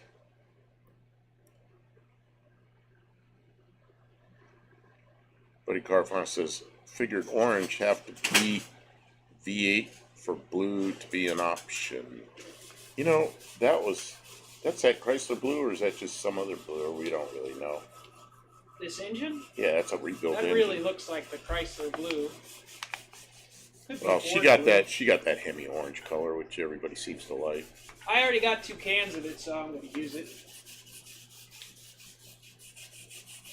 And I think orange will look better under the hood with the gold car than blue. You don't want to paint it like lime green or something like. No, because it's an Who orange was it car. did that? Oh, Junkyard Jet guys. Yeah. It looked really good, but it didn't look stock, but it looked good. Yeah, they were having fun. They're young guys. They're having fun, yep. Did they paint the roll bar the same color, I think? Oh, I think they did do a lot I think of they stuff did the like roll that. cage, same color, yeah. Yeah, they did a lot of stuff like that. Make it look custom, tricked out. I haven't seen them in a while. They were at the first annual. They were first and second annual No Name Nationals. They didn't make it this year. But you know, he's got a full-time job and he's a full-time student. Yeah. Dr. Go, Price County logger loses leg is what I Googled. Will to live for sure, man.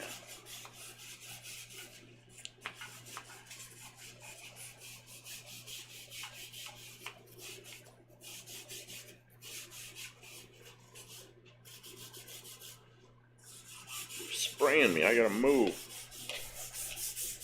Oh, you got oh no, that's not vinegar, it's water. Okay, I gotta move back because that brush is flinging stuff.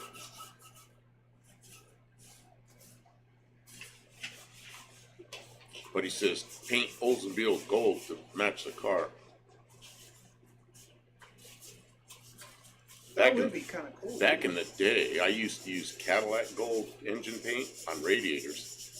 Some of the high performance radiators I did, and they looked like I do a really nice job on them. Then I paint them that gold color, and they look like an oil cooler for an aircraft or something.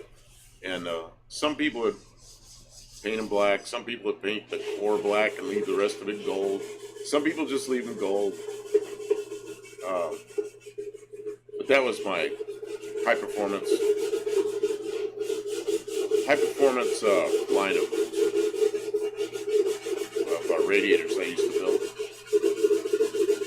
Yeah, good thing you didn't give him any money.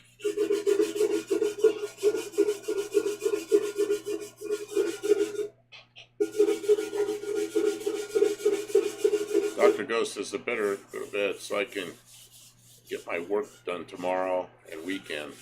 Good night. Okay, good night, Dr. Go. Thanks for being here, Dr. Go. See you again soon. So now he's Dr. Went. Dr. Went. He's here, he's Dr. Tim says, my demon is the Hemi orange and the engine is blue.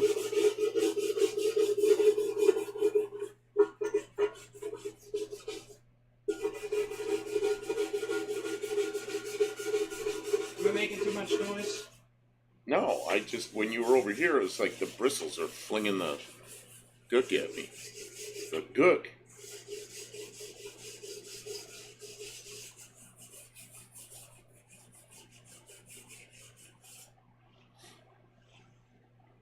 No, not Dr. Went, Dr. Gone. Dr. Gone. Yeah.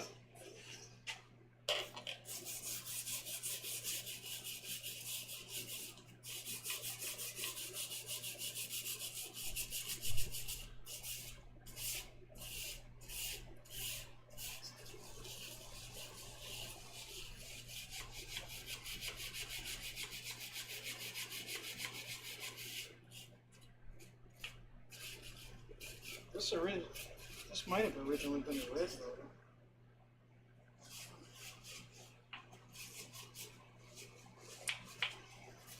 How many people in here? 20 people in here. There's 20 people watching? 20 people still here.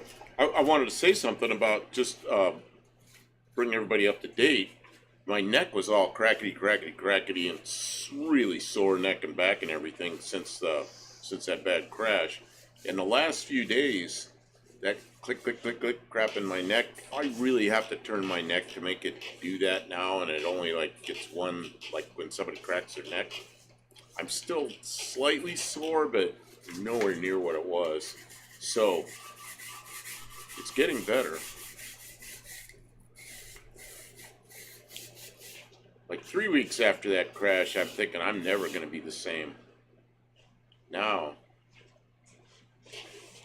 is it an engine or motor?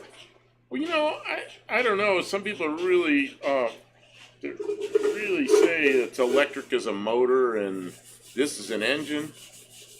But when you buy a can of oil, it says motor oil on it. So, I don't know. And then I've read all kinds of things about that. Nomenclature. I mean, there's motorcycles, that have engines, but then people say that's not because it has an engine. It's because you're motoring. You're going down the road. So I don't know. A lot of people use those two words interchangeably. A lot of people get real upset over that. So I don't know. It's one of those things. Kimoy says motor.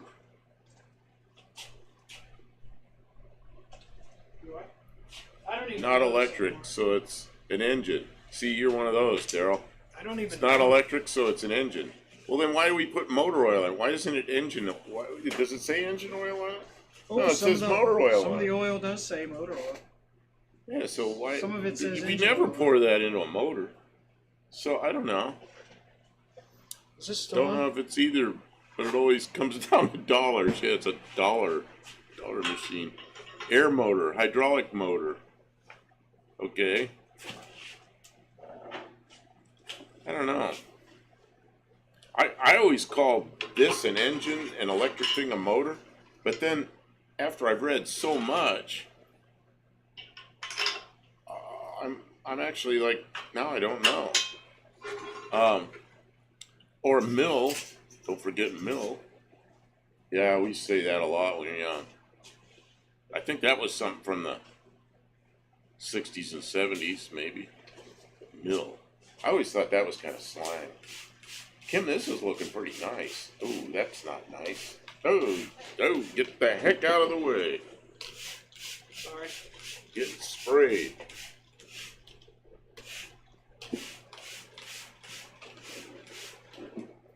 What is that? Water or alcohol? Water. Huh? Water. Water. I probably should finish with alcohol, but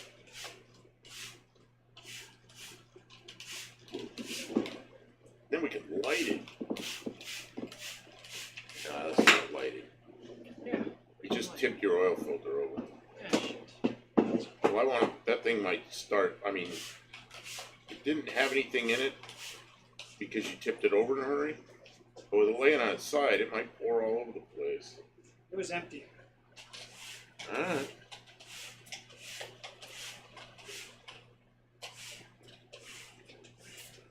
Yeah, I know. Like Professor P, it's an engine, not a motor. It's an engine. He'll even correct you. Good for him. But then, still say you got motor oil. It could be a motor. I've never put motor oil into an electric motor. So I don't know. And I don't know about the whole motorcycle thing. They don't call it an engine cycle. Oh, that's really what it is. And you're not paying any attention. Starting big controversy here. But Big controversy. We'll have everybody fighting on the chat about which is which. Electromotive power. Electromotive, yeah, there you go. Now that has both. If you're talking about a railroad, you know, a locomotive, electromotive, they have engines that run generators that run electric motors. I don't know.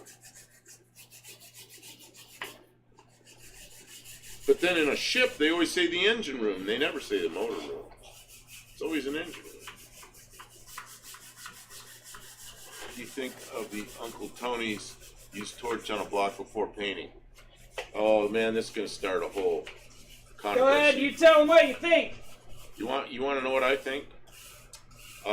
He says I don't mind heating it before you paint it because I think it makes the paint dry nicer, and I think it makes the paint, it probably cures the paint a little bit better.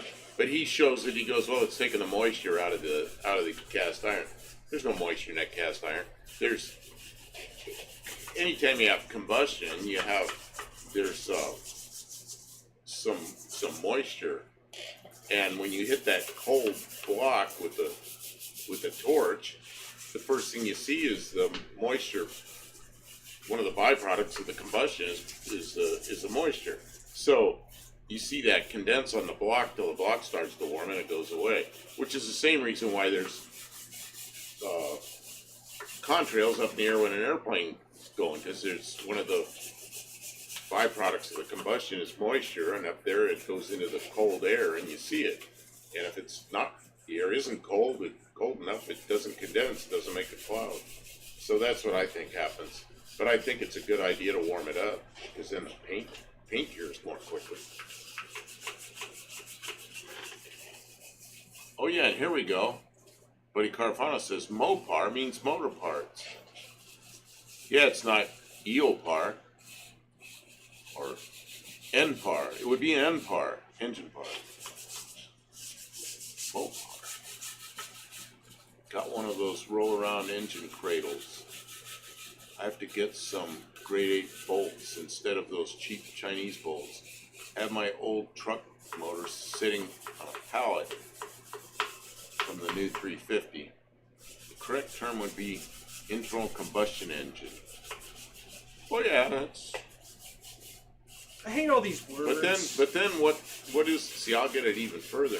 So a steam engine is not a steam motor, but it's not internal combustion. The thing is, all these terms, when you use them, everybody understands you. Because you're wrong doesn't mean we don't understand you. It's like different areas of the country when you drink, like Coca-Cola. Some people say it's pop, other people say it's soda. Where my mother came from, it was soda pop. I think it was in Georgia when I was there. Everybody, they were Cokes. Didn't even matter if you had 7-Up or Pepsi or whatever. They had called them all Cokes. Yeah, where I grew up, it was soda or pop. Not usually pop, it was usually soda. And in Ohio, where I was in Ohio, it was pop. And when I was in Illinois, it was pop. I remember we'd all come marching in after school, because I went to school in the military in Illinois. We'd all come marching in, and the barracks, it's a big U-shaped building with like a big concrete area in the middle of the U.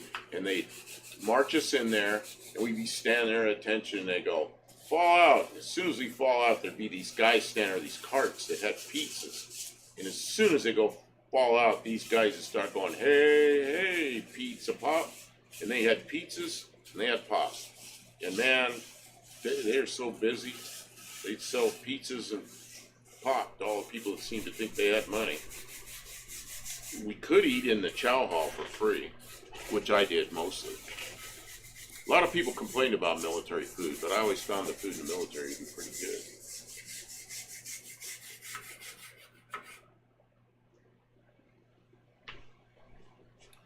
Lester Saber says this is a rabbit hole. It is a rabbit hole. Welcome to our rabbit hole. And what's that tool you're using? Which tool? Well, I shouldn't carry it on anymore. The bottom? No, it's an engine stand. So let's see here. That's a But an motor stand. athlete builds motor skills. Oh, see, that's something completely different.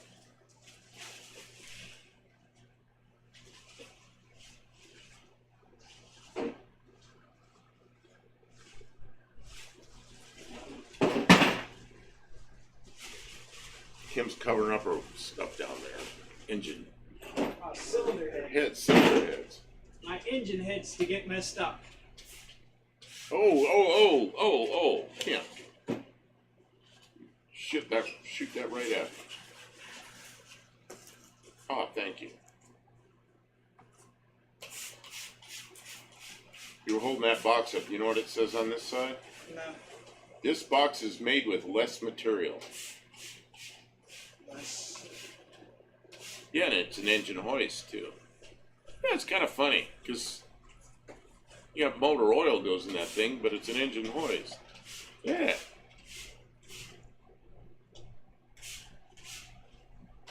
Okay, I'm going to close this, because that spray is going in here.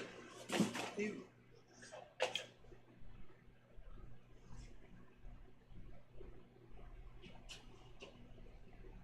you gonna pull that front cover off on this one, or? I was trying not to. Okay, you're gonna Keep just asking me, but get. Well, I'm looking at the gasket sticking out. And I don't know. I guess it's okay. What about the oil pump and all that?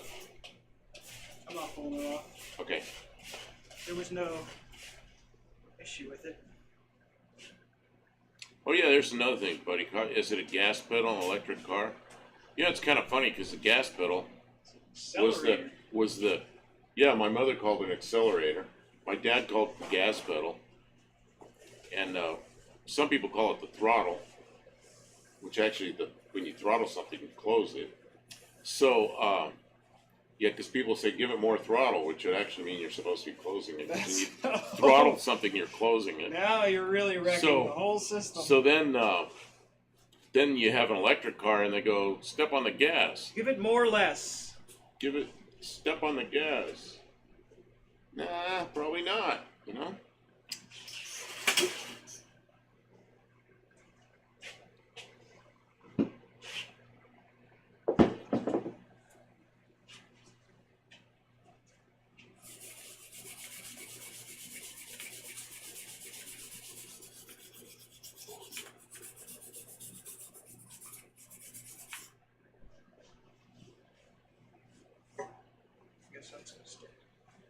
All right, you want to torch the whole thing?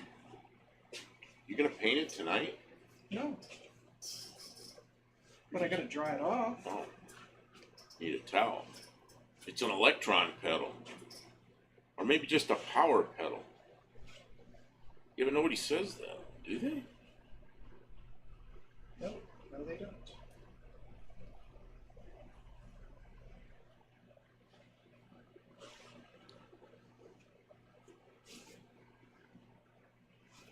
It's all kinds of words in English that kind of screwed up.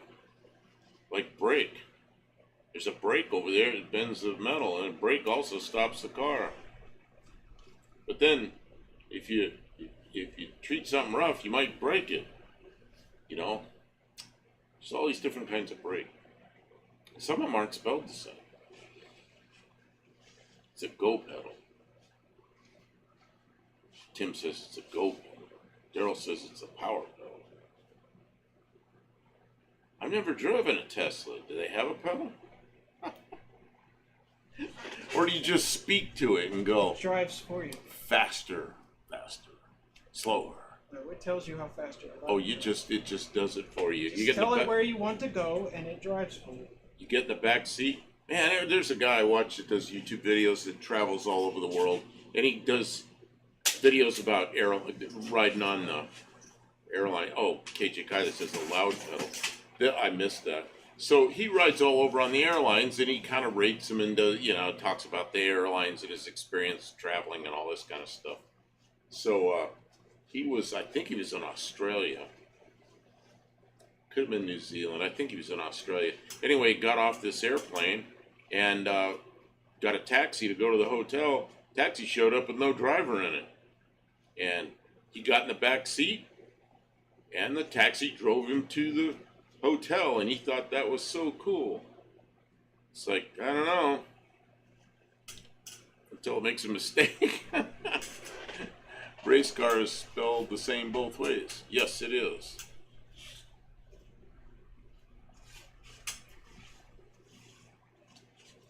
I don't know if I'd want to get in a car that has no driver and just get in it.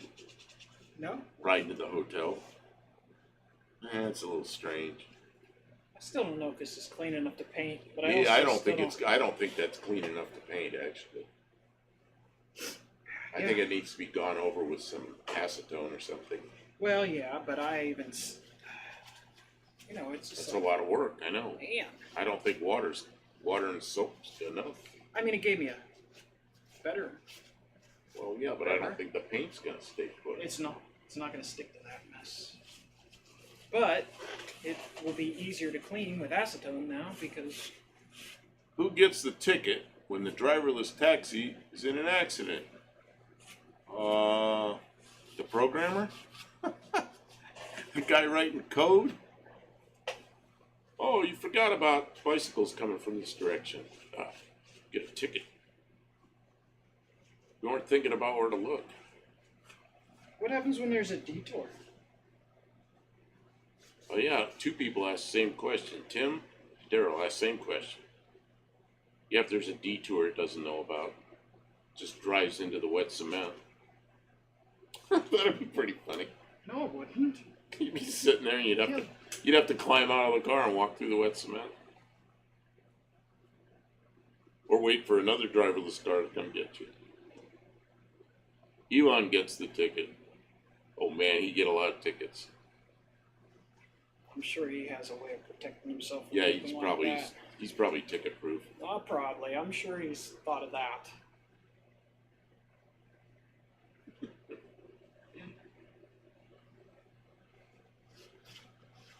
What if the programmer is in India or China? Oh, I don't know.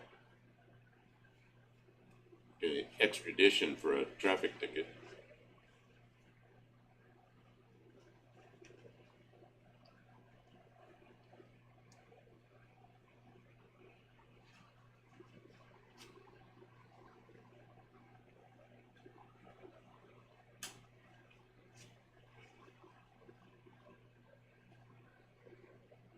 Maybe this is why Tony uses the thing. Tony was using that on a bare block, didn't have any paint on it. This, and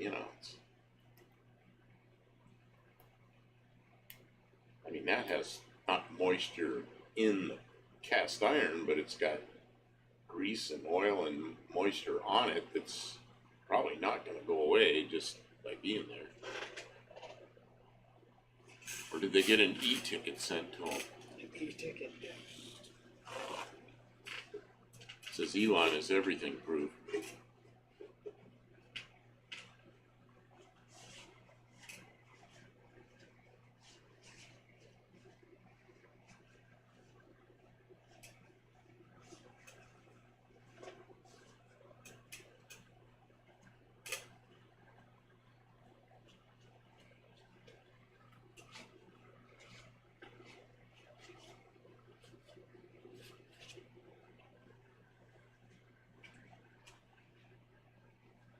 The good news is if the paint all peels off, well, so we should have had it hot tanked. Yeah, hot tank. That means pulling the crank and the oil pump and all that stuff, and then taking it somewhere where they have a hot tank. God, I used to have a hot tank. Waiting. I used to have 2 hot tanks. No more. The thing of it is the bottom side of the motor, hardly anybody can see down there. Dirt Road Landing. The top is the most important part. Dirt Road Landing says, what's the best grease to put on car battery terminals to prevent corrosion? Don't they make a special anti-corrosive grease? And they make those little, they call them no-co pads. They're a green and a red pad that goes on before you put the cable on. I don't remember, there was something we used to use that we were taught to use like when I was in high school. I don't remember what it was. Of course, that's 50 years ago. Yeah, I'm sure So, lead there's probably corrosion has something changed different since now. high school. Rich GT350's here. Hey, how you doing? I use white lithium grease. Never had a problem. I used some, what do you call it, stuff, anti-seize. But that didn't work, and then I got thinking, it's probably conductive. So that didn't work. Just made a mess. Yes. Or maybe the best thing to do is just clean it about once a week. The old baking soda and clean it. What should I use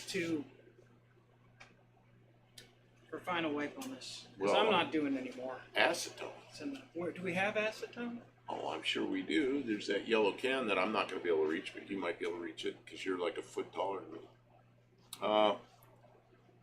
Tim says, I'm working on trying to get all my pics and videos restored from a backup to my new hard drive. Yeah. You know what I do? I have, these external hard drives that are, like a terabyte or a couple of terabytes now. Or maybe they're bigger than that now.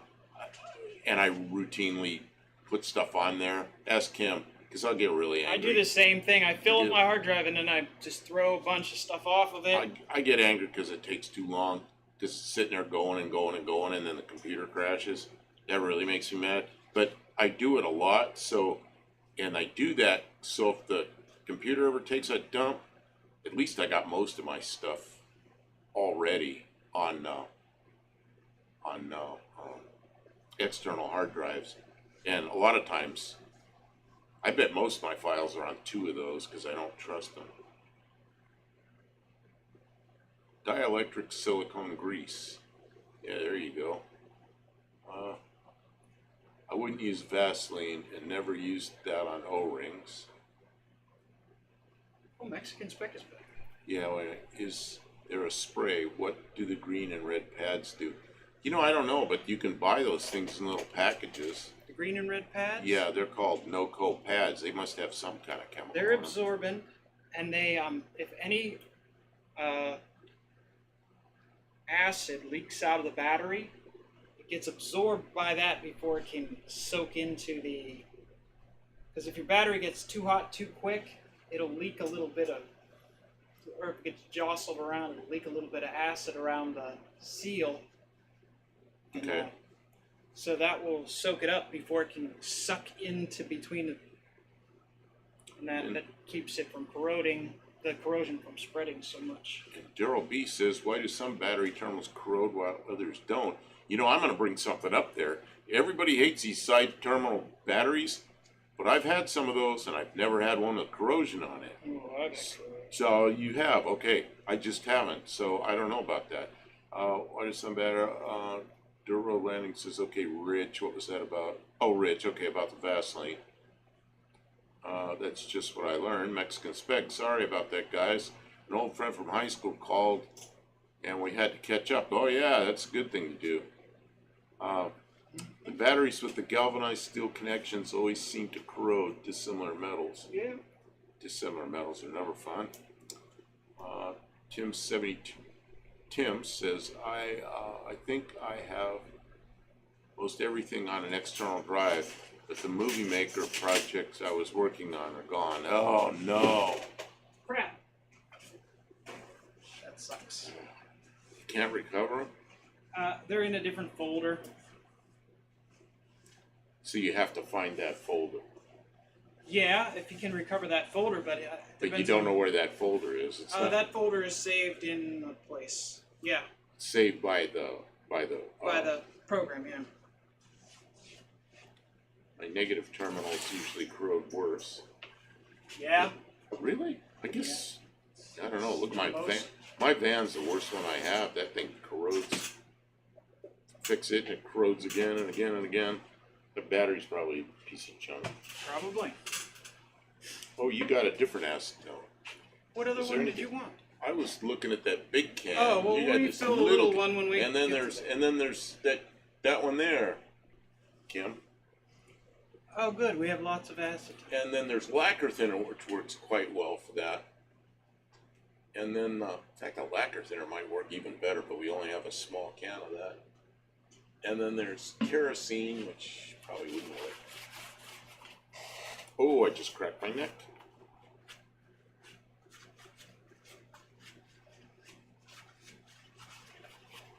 Oh yeah, that even smells like it'll work better.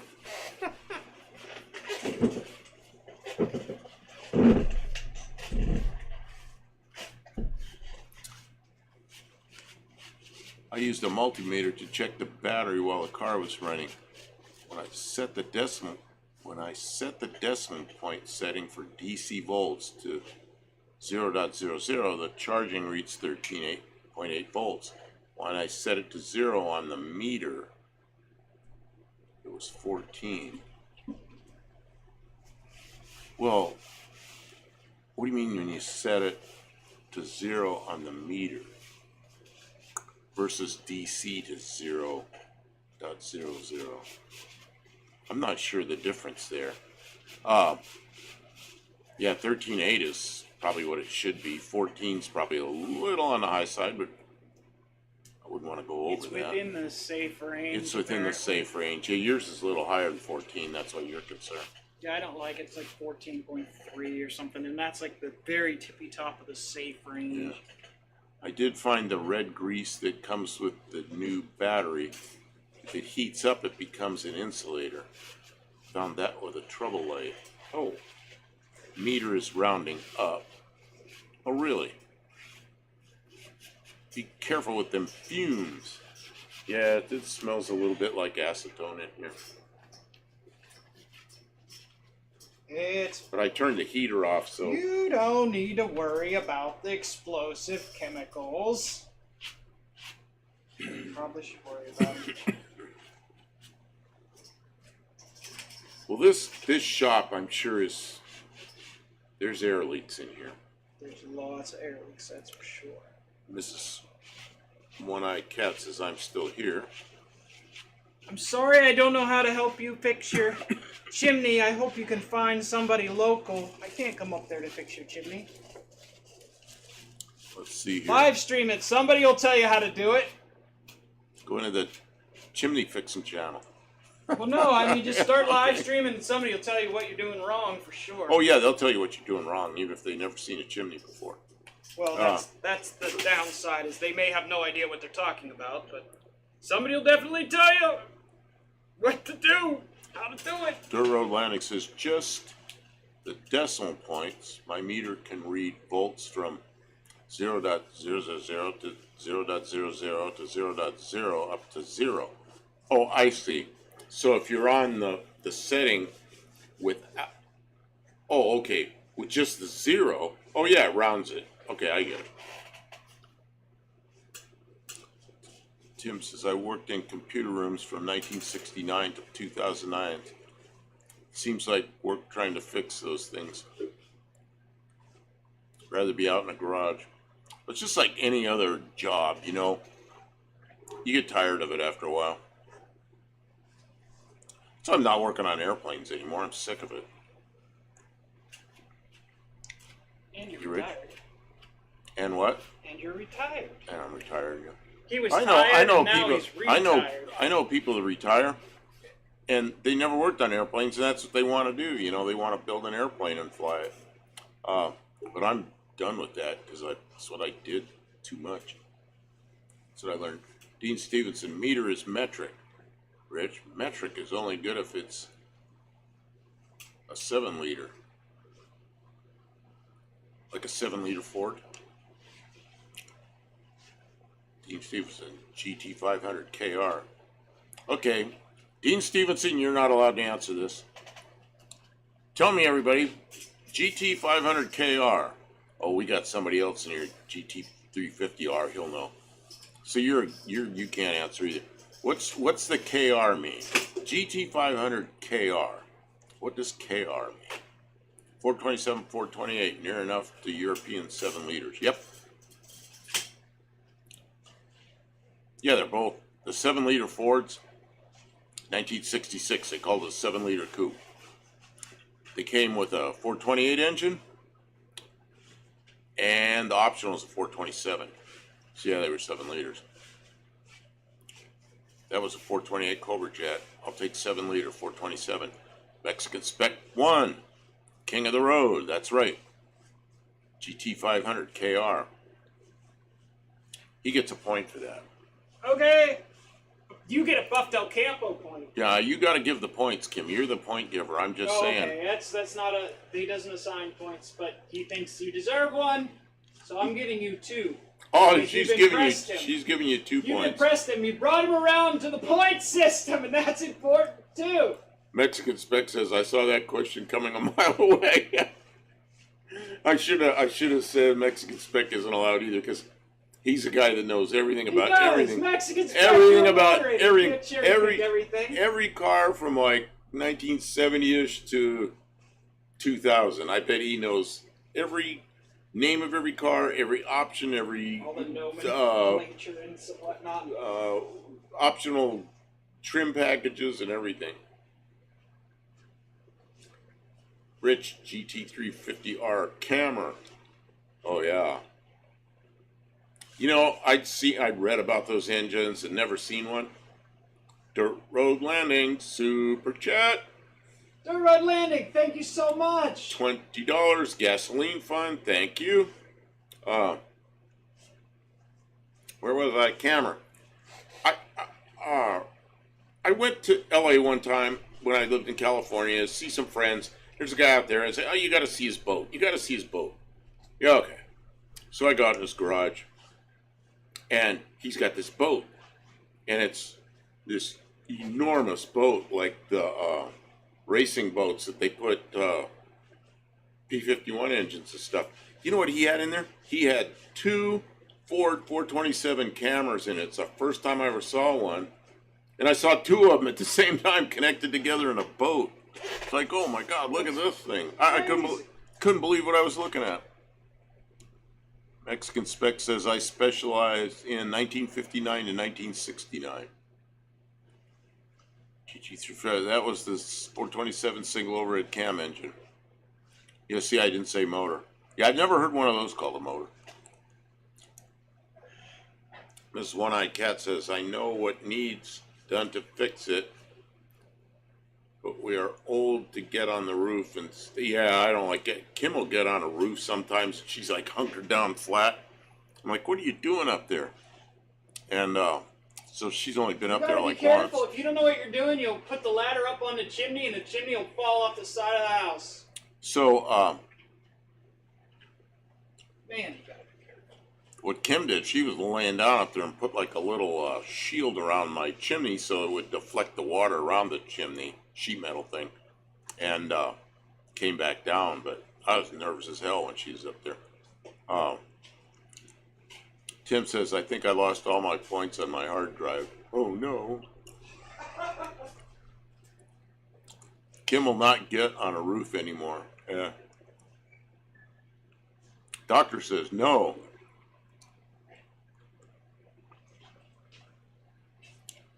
I need one of those big torches.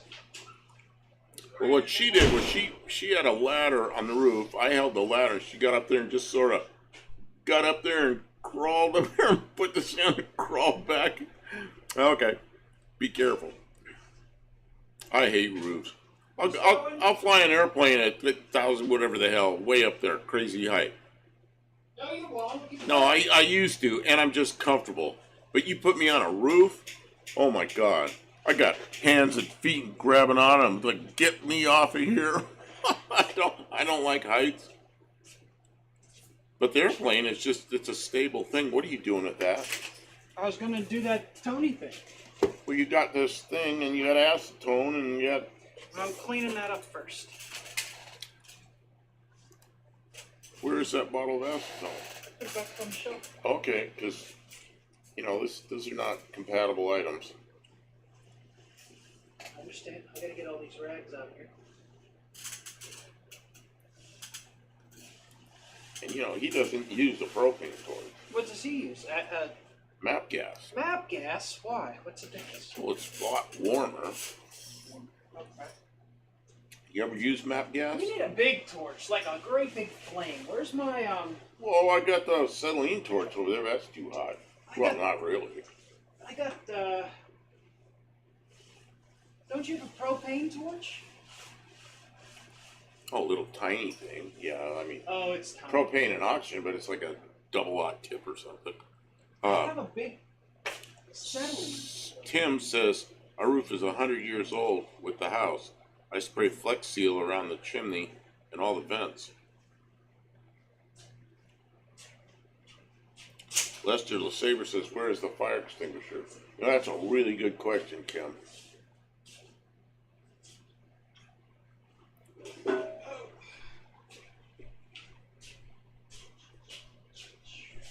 There was a fire extinguisher over there by that doorway. Oh, she's carrying it over here. Fire extinguisher. Fire extinguisher don't put out explosions. This is probably no good. If it catches on fire, we want that water spray bottle is what we want. Because it'll just mist, and if you get a fine enough mist, it'll cut the oxygen off. I don't trust this fire extinguisher at all.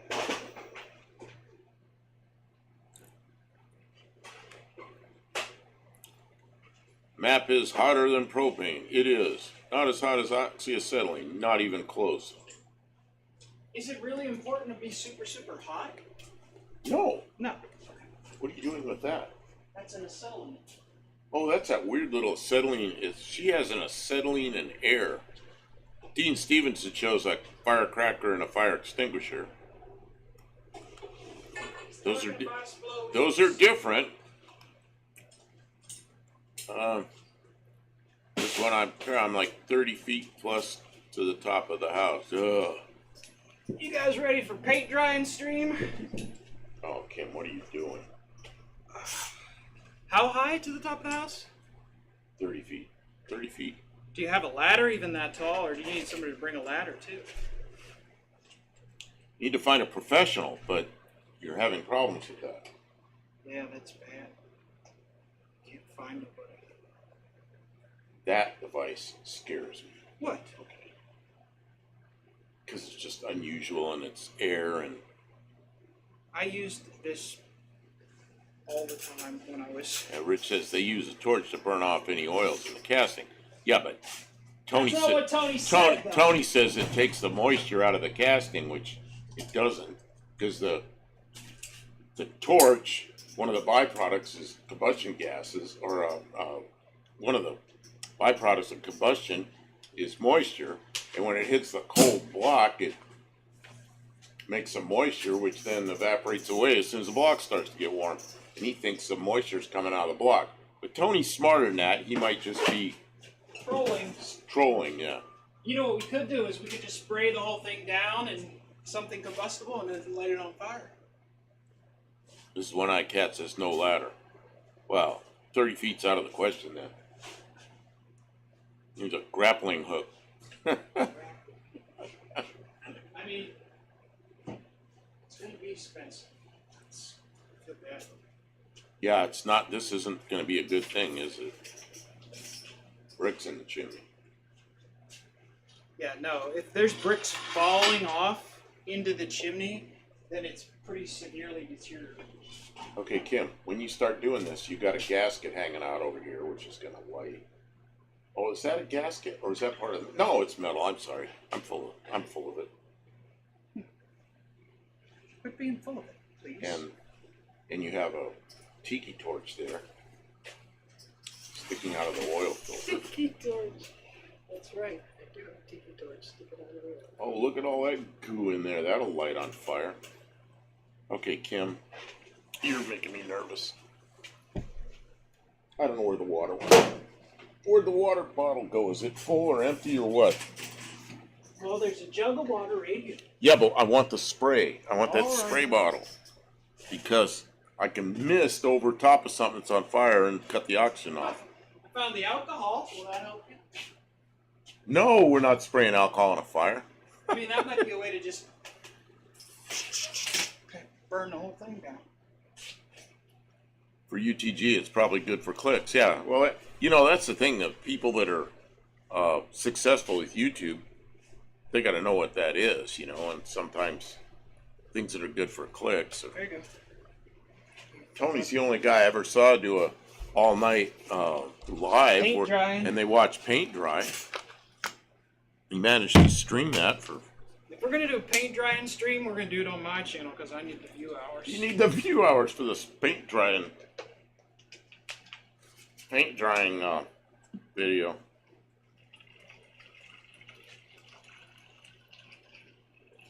Tony says to do it, so I got to do it.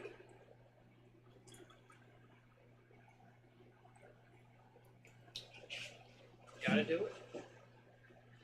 This is a turbo torch, brand turbo torch, and they are very well known in the plumbing industry. Oh, that's why I've never seen one. I'm not a plumber. And it runs off an acetylene tank. An important thing to know about acetylene tanks is they have to be standing up or maybe no less than a 45-degree angle because there is, I believe, it's filled with acetone. And it's the acetylene is in there like carbonation in a soda.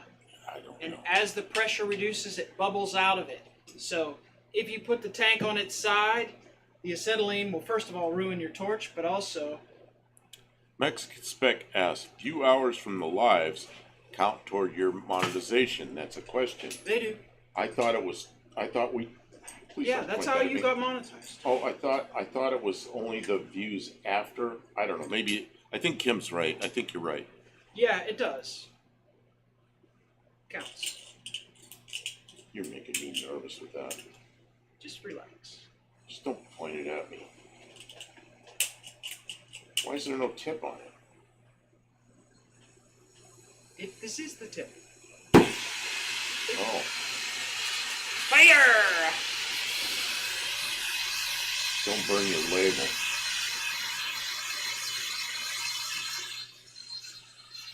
That's acetylene and air, right? Yeah. That's pretty nice. This one-eyed cat says, "I gotta get to bed. Night all. I gotta get up and get someone here at some point this weekend." Yep. Will we hear a boom? I hope not.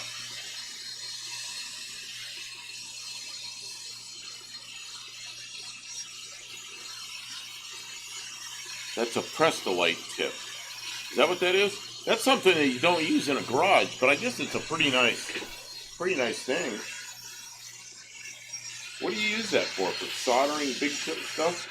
2-inch pipe. Soldering 2-inch pipe. Famous last words. I know what I'm doing. That is famous last words, but it's not mine. Don't burn your label. I didn't mess up. Are you gonna tape that label off? Yeah, I am. I Okay. masked it. Trust me, I know what I'm doing. No, but I actually do. I went to school for plumbing. If there's anything that I shouldn't be doing any of this stuff on cars, because I don't know what the hell I'm doing, but when it comes to plumbing, I actually kind of do. Yeah, she went to school For 4 years. for two plumbing. things. She went to school for 4 years to be a plumber, and then you have a degree, right, in civil engineering. Yeah. So, And that was a drafting and design associate's program.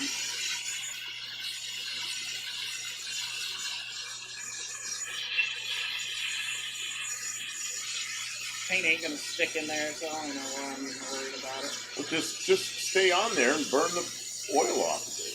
I don't need paint to stick in there. Nobody can even see that. I'm only worried about the places people put screws.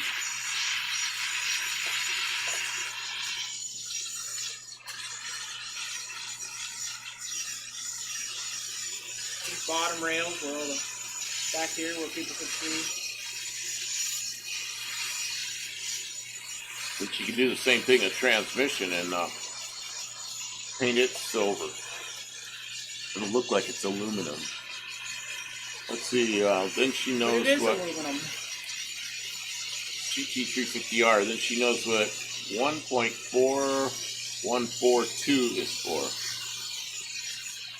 Kim, 1.414. 4142. Seems like some kind of ratio of a right triangle or something. I know what 3.14159265. The 1.4 thing is for cutting the 45 angle off of a pipe. It's been a long time since I did plumbing math. There's a school around Pittsburgh. Kim wants Yeah. to. There's a school around Pittsburgh. Monyauk Plumbing School. What was it? Monyauk. Those are rivers.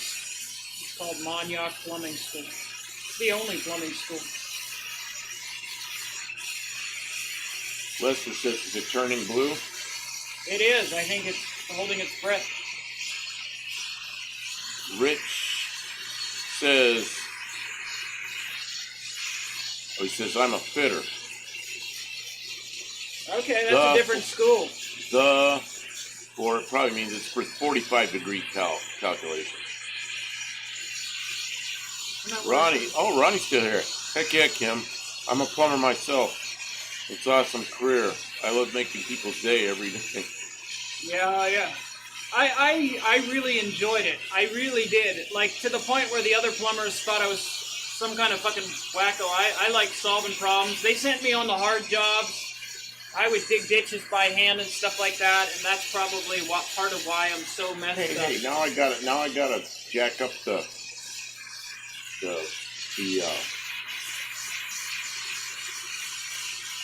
language one more notch. Huh? Sorry.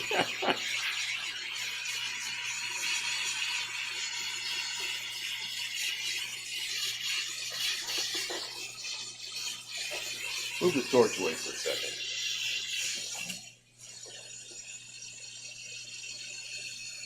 It's not even warm, is it? It's warmer in my hand. I bet it's like a couple of degrees more than body temperature. Yeah.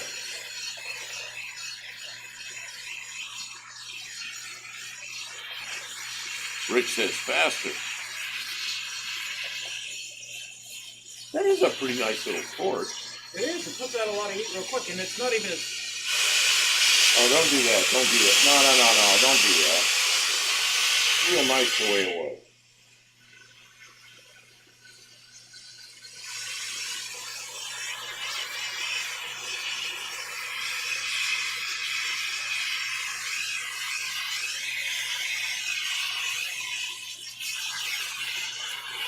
Nice. You got that a lot too during my apprenticeship. They would say honeymoon phase. But no, it's great working with your hands, making great money and solving problems. See, I would hate working. I just hate plumbing issues because every time I'm working on a plumbing issue, it's in my own house and it's because something broke.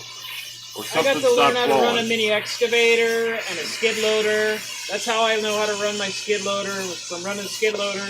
Just moving gravel around and dirt around on the job site. And then I would run the crew digging ditches and putting pipe in it because I knew how to use a tape measure and get things put in the right spots. When they asked me to do something when I was done, it took longer. They complained, oh, you take longer. I'm like, yeah, but do I make as many mistakes? They're like, no, but if you don't make any mistakes, you're moving too slow. So. Or they'd rather somebody be faster and make mistakes. Well, they say you need to go faster and faster and faster until you start making mistakes, and then you can slow down again. I was like, oh, okay, I guess that does make sense. So what are you going to do? Take this side off and paint this side? Or? No, I'm going to do this side. Oh, why'd you turn the torch off? Just to turn. Just because it's really easy to relight. Please. Her being a I'm not going to say that, but yeah, you're right. We're both saying that. What kind of Java? Oh, yeah. Don't chew your nails, payday's Friday. Don't chew your nails. Ah. What is this crap I have in my hands? Yep. We do industrial plants, chemical, paper, pharmaceutical, and food processing. You know what? You did a lot of commercial property, right? I did work for a company that did commercial plumbing for a while, yeah. Ryco Plumbing, not Rycon, Ryco. And we built hotels. We worked on couple of big industrial properties. It was pretty neat. I got to see a lot of stuff. A lot of stuff that most people would never dream about. It's pretty neat. When I look at big buildings, I see stuff that people don't. Says here, Ronnie says, well, I've worked for those fast foremen and ended up having to cut out and replace a lot of mistakes and mess-ups that could have been avoided. I agree. The other thing is them bosses just always had to tell you that you weren't doing something right. They could never give you too much compliment. They didn't want it to go to your head.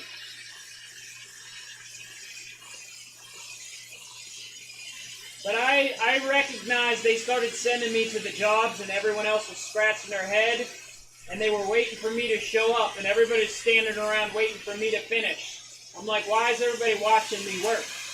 And they're like, well, we just need to get this done. And I'm like, and as soon as I was done, they would send me to do something else because I wasn't being assigned for work for a work assignment. They didn't tell me this, but I figured it out. I wasn't being assigned to a work assignment. They were sending me to somebody else's job to fix their mistakes. And then I could go. And I started fixing broken pipes, pipes that leaked that shouldn't have, taken stuff out and put it back in right. They'd send me to emergency jobs where people were stuck. And we always came through. I'd work extra hours if that's what it's... I mean, I'd get paid for the extra hours, but I'd stay late and make sure it was done. I said, whatever. They never turn the water on a Friday. But Rich says... Nothing new after 2. Rich says our stuff involves a lot of welding. What kind of welding? What, is it MIG or TIG or what? So you were the fixer. Yeah, you know what I learned, Mexicans, well, everybody. What I learned when I was young is good work doesn't make you more money. Good work gets you more work. And... Hey, when it came time in 2008, when they started laying everybody off because the work was slowing down because the economy was real bad, they kept me till the end. I was working next to the boss's son-in-law and the other guys that they owed favors that they couldn't really lay off. I was one of the last people that got laid off. So more work did get me more work, and that was a good thing at the time. Well, MIG, TIG, stick, sub-arc. Oh, so you do all kinds of stuff. I assisted the welder on the gas stuff, but I never did any of the welding. They had people who were certified to do welding who did that stuff. I never really aspired to be a welder. What's eutectic? What's eutectic? Gene Stevenson said it twice now. I don't know what it is. I can't understand. Dean Stevenson said Ecutech. Down at the bottom, very last line. Eutectic. Eutectic is what it looks like to me. What he's saying. Okay. Absolutely, I've never stayed home unless I wanted to. Right? You're all certified welders.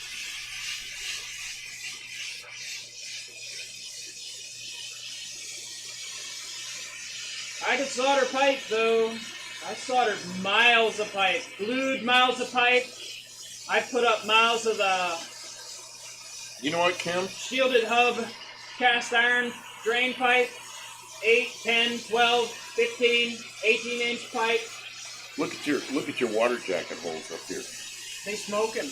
Yeah, there's steam coming out of them. Well, that's how you get the moisture out of the block.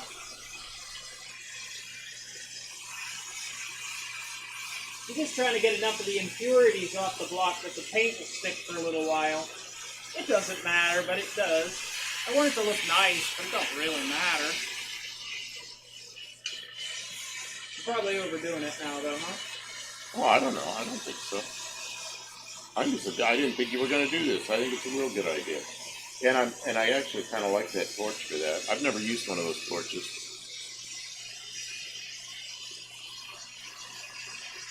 I mean, you know I'm not getting it too hot because the paint ain't burning off or anything. Oh yeah, it's not even my hand's warmer than this end. So you're putting some heat on the surface, but it's not soaking in.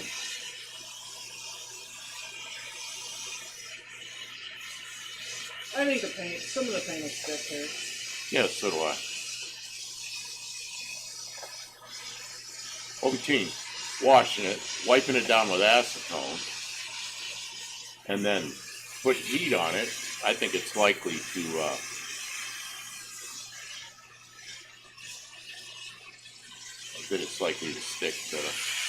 Eutectic mixture that melts at a lower temperature than either of the components. Oh, like when you're brazing. Oh, yeah. I recognize the word Or now. soldering or something like that. Yeah, I should know that, but I don't. Yeah, Sometimes when you're not, your head's not in it in the first place. I'm pretty good at flowing bronze. I've only had the chance to work around female electricians. What is this? I got down. Okay. Apple Towers building in downtown LA was run by a female electrician foreman. Huh. So Ronnie, where are you now? I'm not sure Ronnie Sheck's name is. Is it Ronnie or Roni? I don't know. I might not be pronouncing a name right here, and that bothers me that I don't know how to pronounce names. Because then I call somebody a name that they're not.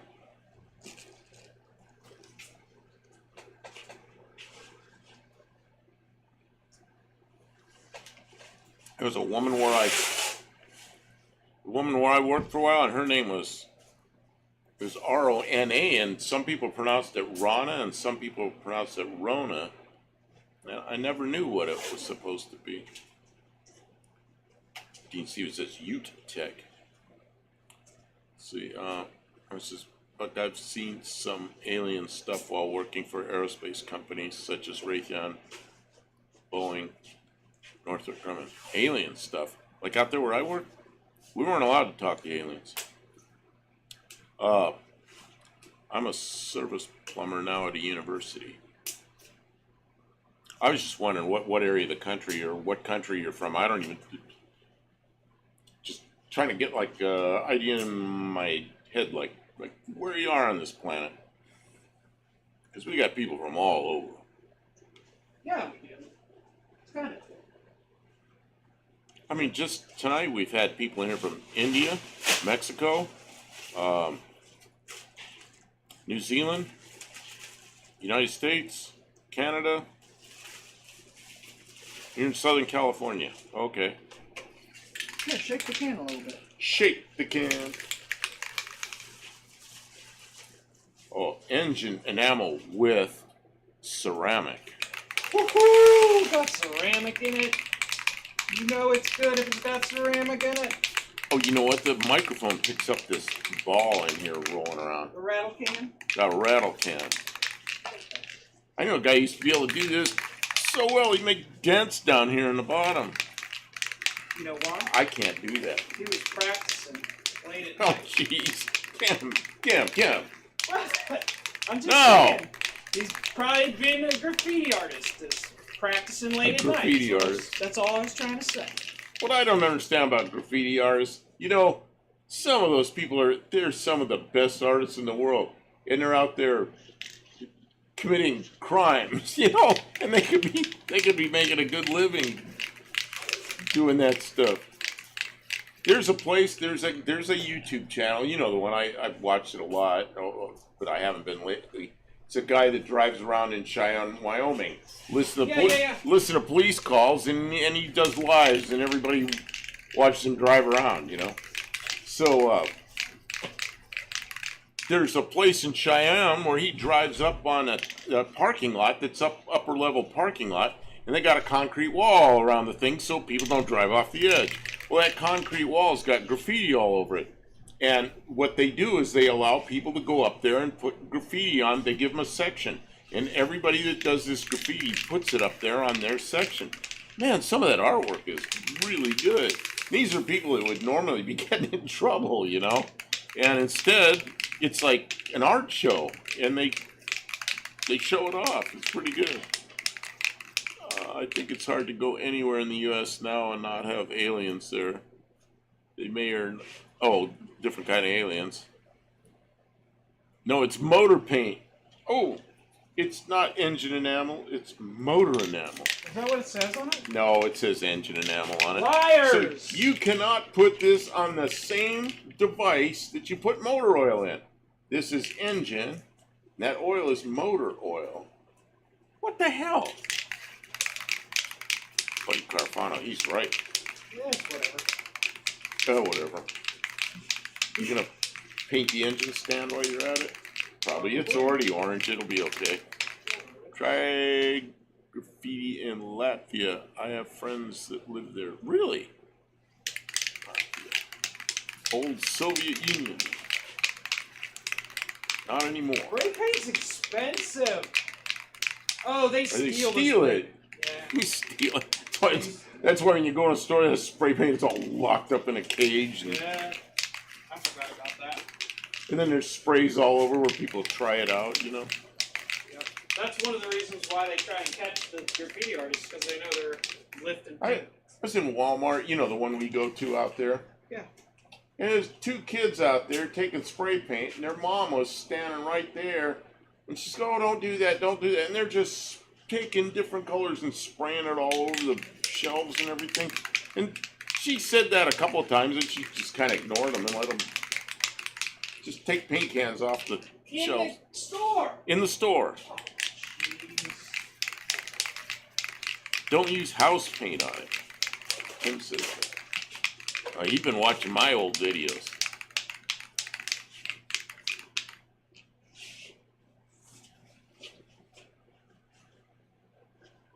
Actually, this doesn't.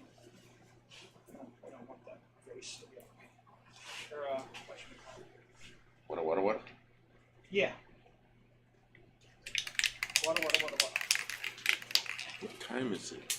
It is 10 after 1.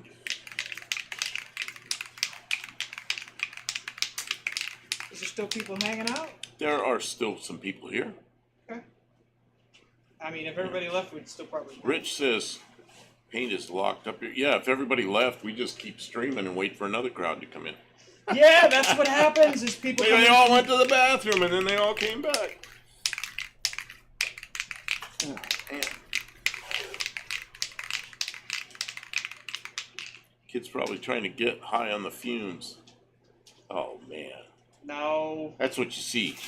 Older men in some big cities is sitting there and they got gold and silver all over their face. Sitting on the ground, you know. Oh, that's in a movie too. All messed. Oh, I never seen it in a movie. I seen it because I know cops that, you know, back in the day when I was on that side of it.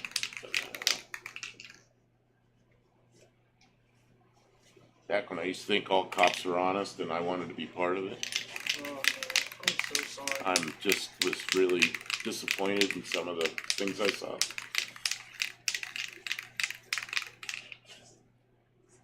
Yeah, you would be. If Kim. not, cops are honest.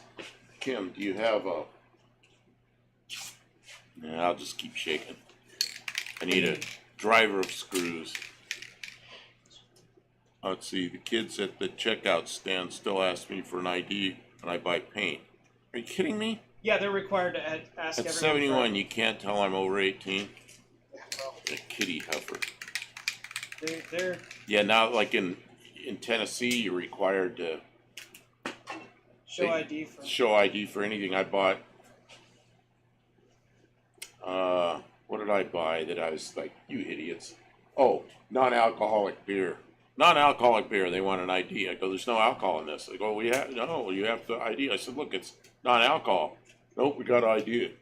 You got to show your ID. Yeah. All right. One time it pissed me off, and I just went, you're stupid, and I left it sitting there. It's their policy. I mean, what? I know, it's to me, that's such an insult to somebody make them show an ID for a non-alcoholic product that they're IDing you because it's alcohol. Just, why have we Some come kind to of policy. come to such stupidity, you know? Some kind of policy to protect them from people tricking them.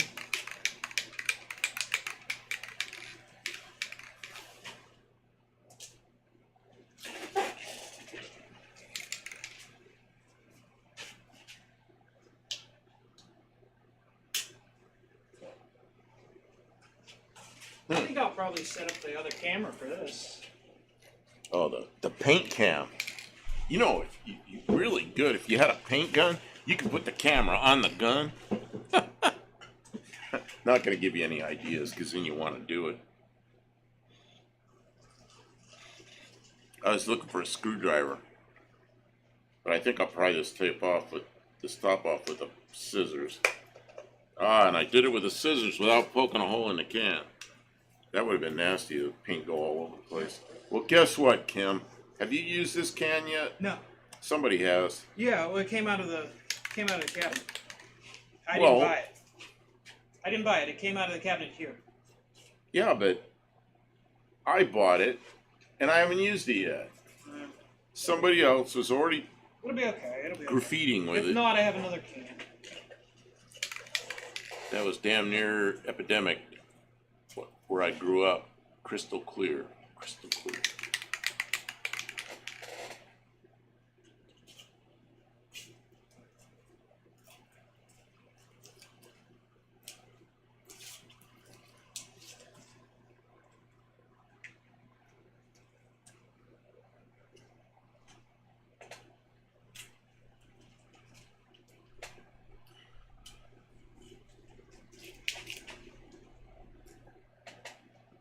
You know who we haven't seen? Tavo. Oh, yeah.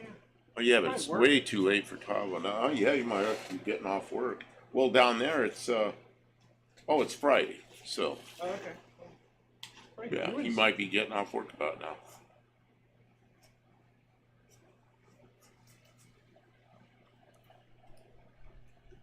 Mexican spec, yes, Olive was here twice. She took a rest, came back, and then left again. What's I think that's aggravating me is to spend $80 at grocery store, then charge you for a 10-cent bag. Oh yeah, where are you at? It's the thing in Oregon. I was in Oregon. They have they charge you, and they're really nice bags. But I brought them back here, and we're still using them, so I guess they're okay. But I'm Tennessee. You just get these plastic, these little thin plastic Well, bags. some states they and don't and we allow and we them. use them over and over and over until they finally rip out, and then we chuck them, But yeah, like I liked California. Aldi, they had bags. You had to pay for the bags, but they were really nice bags. Yeah, and that's how it was in Oregon. Every store in Oregon, you had to pay for the bag, but they were really nice bags. I brought some back. Well, you were in Oregon, weren't you? When you took your friend, when you drove. Yeah, I don't remember. You don't remember? I don't remember what the bags looked like. Let's see. I saw a YouTube video where somebody had a paint can shaker that attached to a reciprocating saw. Yeah. Oh, I saw that. Everybody does that darn thing. And then if it comes loose, it flings it across the room. Yeah, there's that. You watch Kevin Tetz? He does a lot of painting projects. He took a Sawzall. Oh, okay, yeah, that's somebody else. Same thing. Yeah, Buddy Carr found no plastic in Massachusetts. What do they? What do you? What do they do? I would do that, Tim. 12-inch saw blade. I was in California with my father. He was 90 years old. My stepmom, who was like 85 at the time, and my father liked craft beers and stuff. We went in a store and he's 90 years old. So he's walking along and he's got like 2 beer bottles. He's holding them like this. And I have like 3 or 4. My stepmom's got a couple. And we walk up to the counter and we set them on the counter and I pay for them. And the guy behind the counter goes, "What's your plan for getting this stuff out of here?" I'm like, "What? Can you put it in a bag?" He goes, "No. This is in California." So we leave, hugging all these bottles out across the parking lot but customer service guy, "What's your plan for getting this stuff out of here?" I was like, "You gotta be kidding me." Okay. This wire's not connected to anything. If you just press that button, it'll Which start. button? The button on the top? Yeah. It started. Okay. Go, as you say. Right. Go. We're painting the motor. It's gonna be Hemi orange because What? it's a We're painting the motor engine. engine. And we washed it with soap, then we rinsed it, and then we washed it with acetone. We wiped it with acetone, and then we used the torch on it. Show them the torch. We used the torch. We did it on the live stream, so you know it happened for real. Now we're gonna see if we can get paint to stick to it.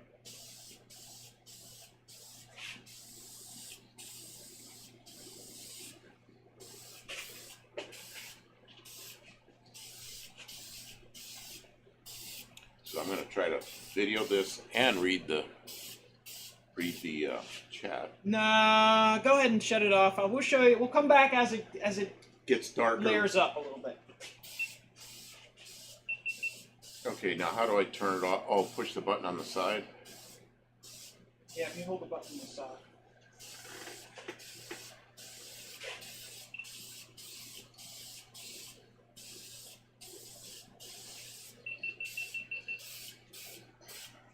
Okay. Oh yeah, it really smells like paint in here. Let's see here. No plastic in Massachusetts. Okay, let's see. No more plastic bags here in Colorado. You can, but reusable bags. I always leave them in the car when yeah, and that's what I did in Oregon. I'd forget and leave them in the car. But he says, cheap paper bag that are guaranteed to rip. Yeah, that's no good. The ones I had in Oregon were paper bags, but they were really beefy, nice paper bags, but they were, I think they charged 10 cents a piece. I paid 10 cents a piece for those. And the thing is, I did forget them and leave them in the car, but I brought them all home. So, I mean, we're still using them for things in the house. Now comes the exciting part of the live stream. We get to watch paint dry. Well, you get to watch it get wet first. You guys were here. You have to stay the rest of the stream until the paint dries now. You're locked in. Kim, that's not a water-based paint. You know, I can tell. And the what? Casein always gets taken for mess. What is that word, Kim? C-A-S-I-N, casein. Casein. Something Dean's saying. I have a pistol grip and a trigger that attaches spray cans. Yeah, we have those around here. I do too, but I think it's up at the house. Yeah, in fact, I remember seeing it at the house. There's a couple of those things around. You know that tote I have that has a bunch of paints in it? I think there's one in there. It's okay. It's not too bad. It's okay. I'm not doing a lot of painting. If I was painting a car. Dean says Massachusetts is where the plastic should always be.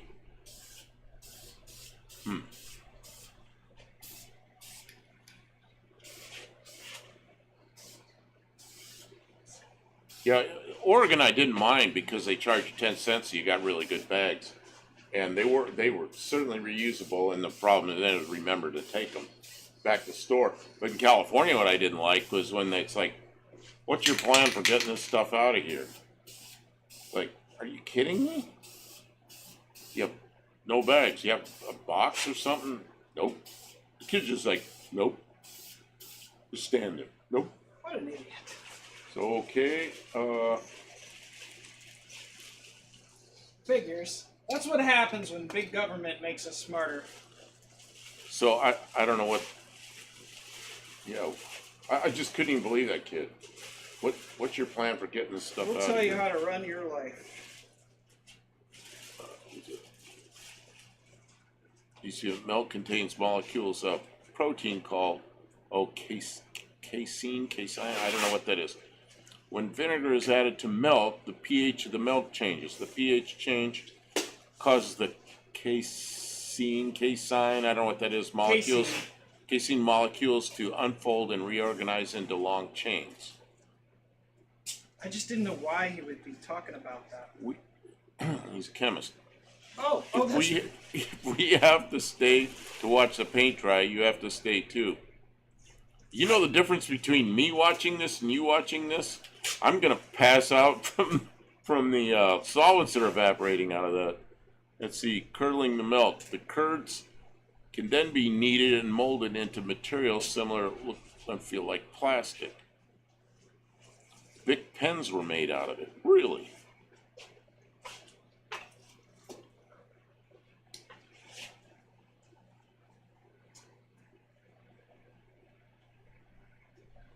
Kim, Yeah, what's up? I don't want to let cold air in here, but Yeah, let some cold air in here. I don't know. Maybe it'll just settle down and we got all these people with us here. They're not going to let us pass out. They might. Because someone mentioned a Bee Gees song. Oh, no plastic in Massachusetts. Oh, that's a Bee Gees song. No plastic in Massachusetts.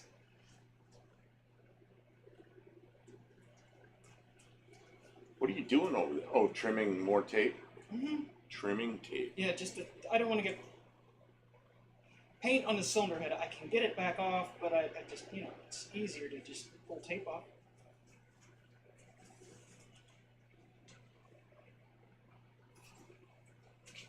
Yeah, so this block has a home. It's been honed. It's just reassembly now, right? Yeah, we're getting real close to just. Yeah, it's just put the pistons in there and bearings. Here, I'll even turn it around so you guys can watch me paint the other side. And the cam never came out of this one? Nah. Oh, I like this. It's blue on one side and... Okay, go ahead and turn the camera thing on again. Oh, just a minute. This is going to take a minute because I undid the main button. That's the hard button. These buttons are hard to push. They really are, yeah. Why do they make these buttons so hard to push? I don't know, somebody probably complained that they weren't hard enough to push. Buttons are hard to push. They overheat. Okay. Go.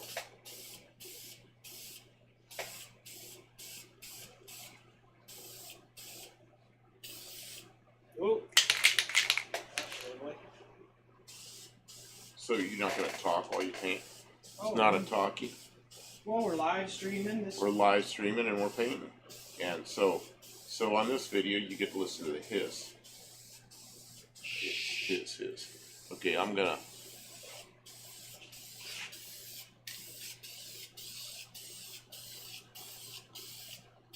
Okay, let's see, days up. I'm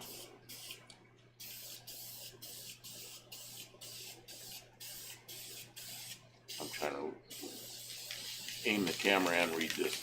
Makes me laugh is a paper straw in a plastic cup. Dean Stevenson, this is some music. Feel like I'm going back to Massachusetts. Okay, that's let's see here. Ray Shackelstein. Gonna hit the range this weekend. My next step for CCW here in California is a pistol training course. I cannot wait. Those are really hard to get in California. CCW? Yeah. I don't know. I think it's up. It's concealed weapon. I think it's up to the local sheriff who gets it. And some sheriffs are more tolerant of that than others. You would think they would want to have good people on tap though, to like for guards. Or... Let's see, no pass outs in Massachusetts. Trying to hitch a ride to San Francisco. Gonna do the things I want to do. Oh, okay, that's on. No, it's a DNS song. Let's see. Tim, can you still get CCW out there in California? Yeah, I don't know. I'd like to hear about that. Yes, I waited 2 years. Okay, so you waited 2 years. And it was up to the sheriff? You had to get approval from the sheriff, sheriff in the county you're in. Yeah, don't let it run. Yeah, I see it. Yeah, it's on an engine block. You paint it casting, I don't think anybody's going to see that. I want to watch the paint dry, UTG Hemi style. That's why we're using orange. You guys are truly blessed. Let's see here.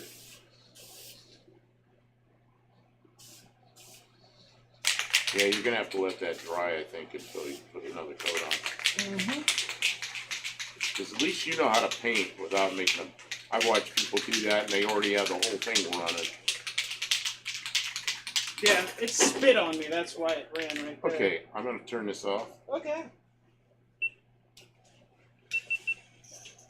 There's certainly enough video there for you to. Now the hard button.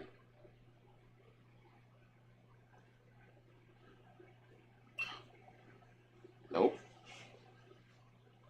How long do you think we gotta let it dry before I can paint the other side? It just won't turn off. Okay, here, I got it.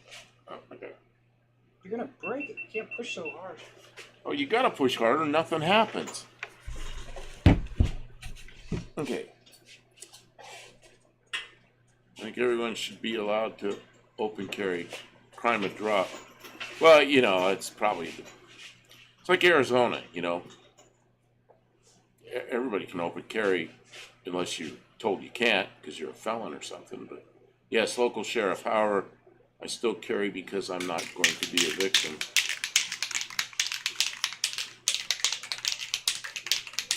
Yeah, well, you all know John Wilburn. Been here. He's in Virginia. He's an instructor for the CCW stuff. I don't necessarily agree with the whole with no criminal record. With no violent criminal record? Oh yeah, no that's what I say. No, okay, that's what I should have said instead of felony. Yeah, instead any violent criminal record would probably disqualify you, and maybe even then after a long time. Yeah, but there's people that commit felonies like they. You know, I knew a guy that was a bookkeeper, and he did some money problem bookkeeping. Ended up in prison for a while. Not violent. Put a layer of pearl metallics on it. I doubt if you carry and everyone knows it, they won't mess with you. That's right. I think we all know this stuff, but there's people who would hate that. Give them all pens and train people in Philadelphia, Hannibal Lecter style. Yeah, I'm super pro Second Amendment. The only thing I have against the Second Amendment is I think it should have been written much stronger. Left no doubt in anybody's mind.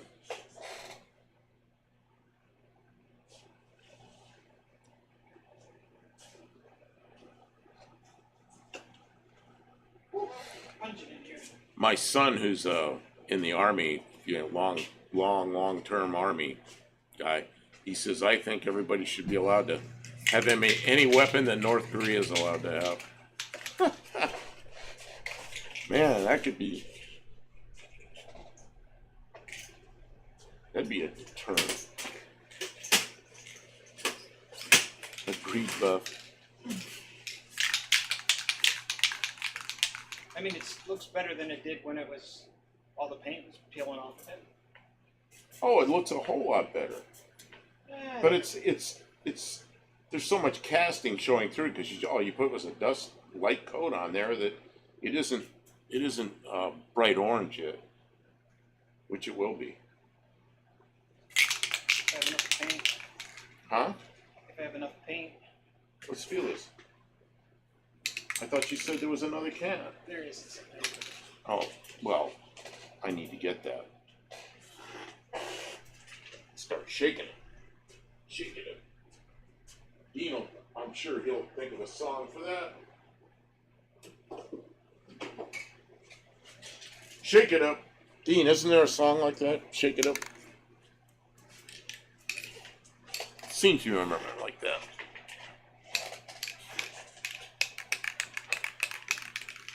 Should I paint the oil pan orange or black? Orange. Okay. Why would you do it any other? Why would you do it black? Cover the oil when it leaks? Yeah. No, you're not going to have any leaks. And if you have leaks, you want to see them. So should I paint it white? Painted white. I painted engine white one time. And it was okay, but That is a brave thing to do, I have to say. I painted it white, and then I painted the valve covers red, white, and blue with red and white stripes and blue with stars on it, and it was a 289 Ford. It was stupid. I should have never done that. It's like way too stupid. Curious orange. Was that the chair on your knee or your knees cracking? What did you hear? Oh, it had to be the chair or my neck. My neck just cracked. When I moved my head, my neck cracked. It's getting so it used to crack every, like a month ago after that accident crash. It was really crackly. Now it only cracks like every once in a while. Shake, shake, shake your booty. That's why the engine compartment in yachts are white, to see leaks. And the sea with minimal lighting. Oh, yeah, that's why Tony, UTG paints the inside of the engine compartments white on everything, is for the light. He likes the light in there.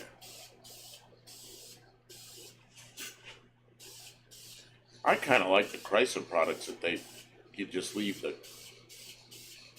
the color of the car in there, although the white looks pretty good. I don't like it when people paint the inside of a Chrysler product black, because they weren't like that.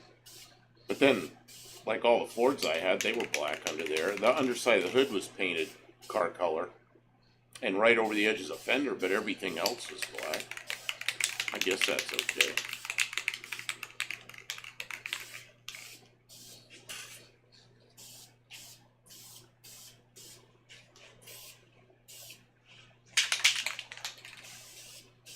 Kim, why aren't you painting graffiti all over it?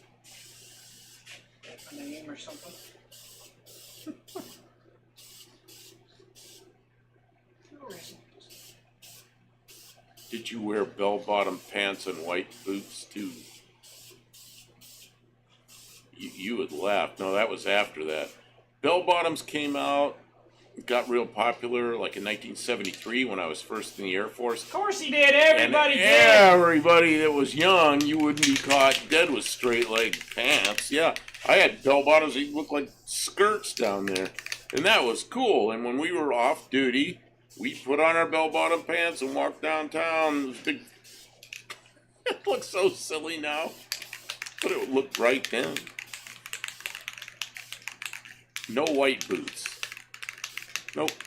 No white. Oh, like chips. No white boots. Should have had some white boots. Dean Stevenson says he's imagining the smell. It smells I'll really, shoot some into the potent. camera and then take a deep breath. It is pretty potent. Yeah, I'm smelling it. I've got the door open. Oh, you prop the door open? Okay. Can I spray while you're spraying? No. We're sure to get a run that way. You're supposed to be filming. Oh, I already.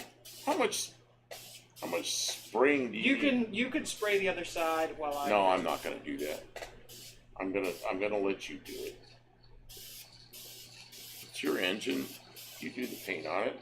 Because then when there's a drip, he did it. No, white. You know who wore white belts and stuff? Old men. Guys that are like my age now. They wore this big wide white belts and bright colored pants and stuff.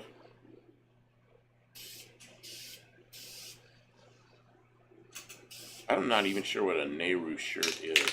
Nehru shirt. Well, Tim, you remember those days. You're slightly older than I am, not much, but you remember when the bell bottoms were out. I think I know it was 1973 because I know where I was.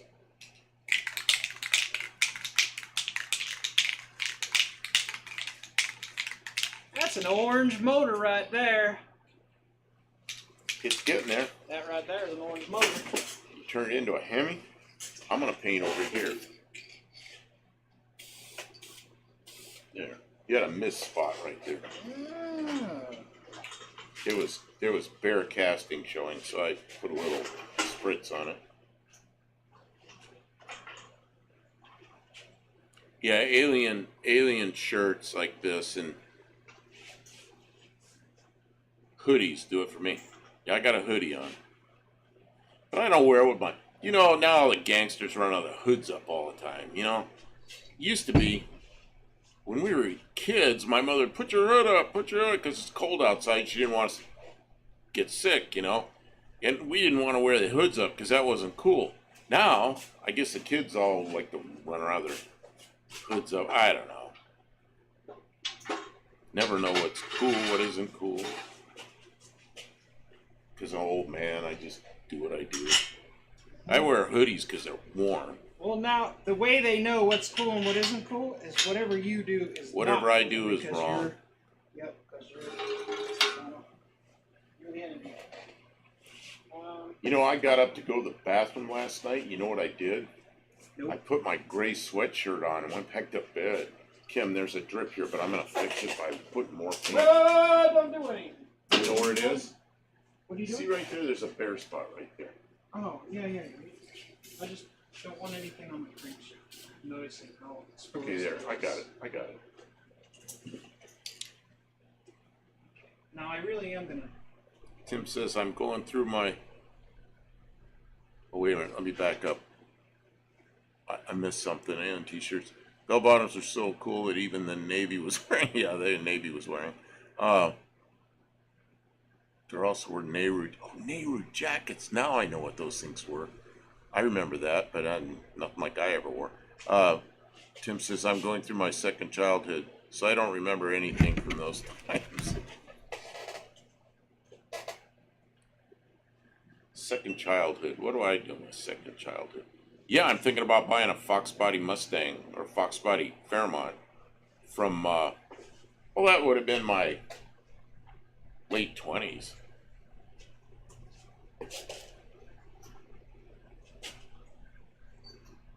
You got a lot of air. Well, you're seeing it because I turned it up. So Yeah, I know. see it. That's why. But I don't want you to paint this under lip at all. No, I understand that. No, it's right. Here's where I want to See, get. but nobody can see this. Well, yeah, but it needs to be. Yeah. Well, okay. Okay. All right. I caught Buff Del Campo with a can of paint. He's I'm getting the places where you didn't get going, shooting up from the bottom there. Of course, I don't want to run it. Go ahead, paint the whole thing. That's why I gave you the can. I don't want to paint the whole thing. I'm going to try not to get cranked, but I'm trying to get that spot right there. How dry is that? Can I just shoot some paint on it? Real tech.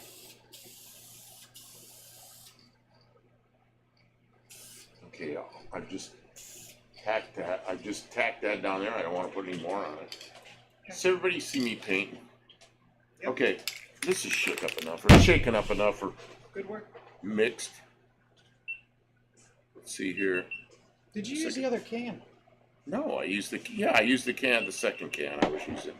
Okay. I would do a 79 through 84 Fox Body before EFI. Yeah, the Fox Body came out in 78 in the Fairmont and Zephyr, and then in 79 in the Mustang. So they're, I'm very interested in those. An original Buff Del Campo work of art. Oh yeah, we gotta not get it on the dart. I forget there's stuff around here that the paint stick to, because that's enamel and it'll stay sticky and float around and stick to other stuff. You know what I mean?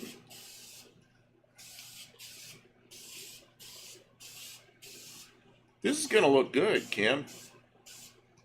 Cleaned that engine compartment up and you got that new frame rail done under there and it's painted. And you're gonna have an engine in there that is noticeably newer looking. Oranger. Is that a word? Oranger?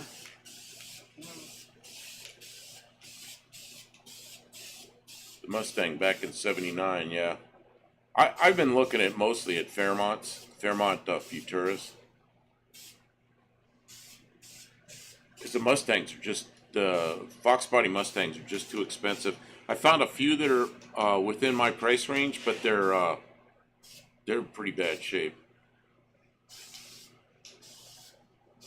You have to sign the block now, dollars.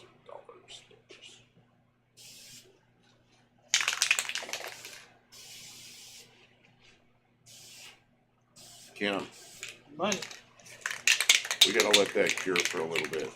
Yeah. I know I'm getting overwhelmed with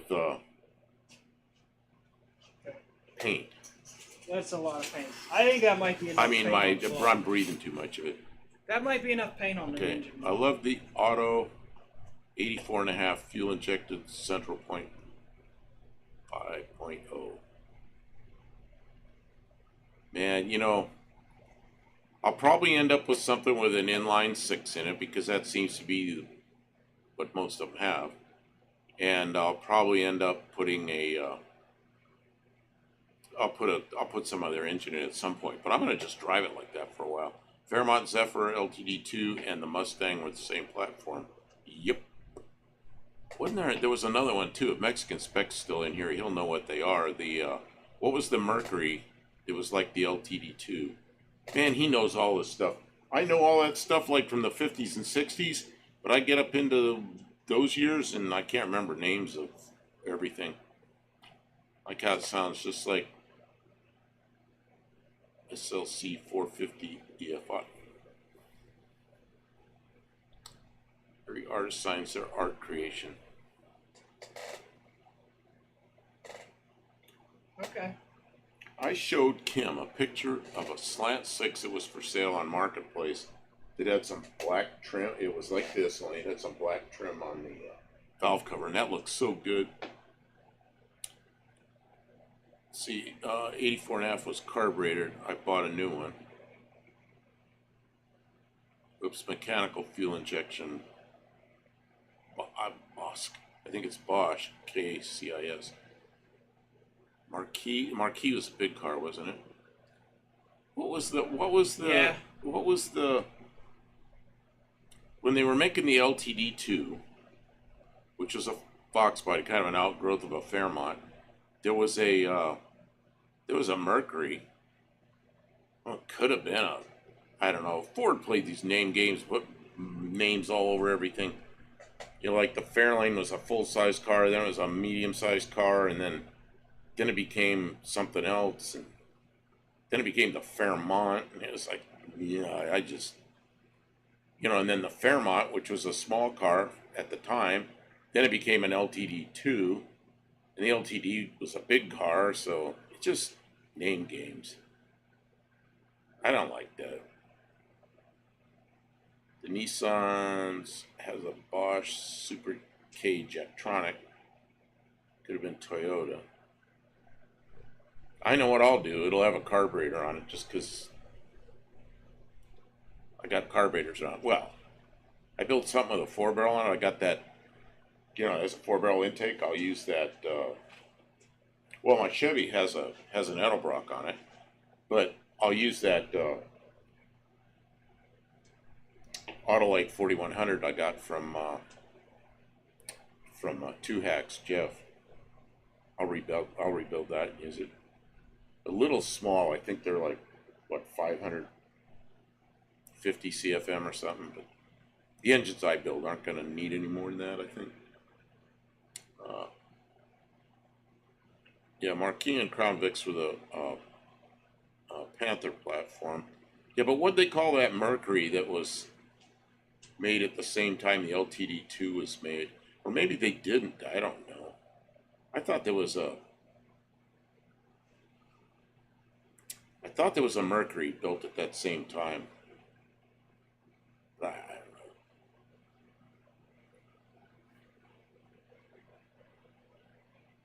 Oh yeah, that's right. See, and that's another one. The Cougar was like a Mustang, and then it was like a LTD2, which is the Fox body, and then later it was like the Thunderbird, the one with that real vertical window in the back.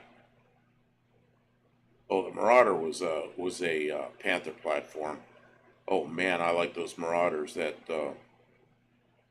I think they were all black, and some of them are like dark red or something. Those are nice cars. I saw one when I'm looking for cars. I saw one, but of course they wanted a fortune for it. Really nice Marauder with leather interior and everything. Montego was the same, or Montego, I guess. Montego was the same as a Torino. Same body as whatever that is, mid-size Ford. Yeah, I think it was the, somebody had it up there. It was the Mercury Cougar. For a while it was like an LTD2.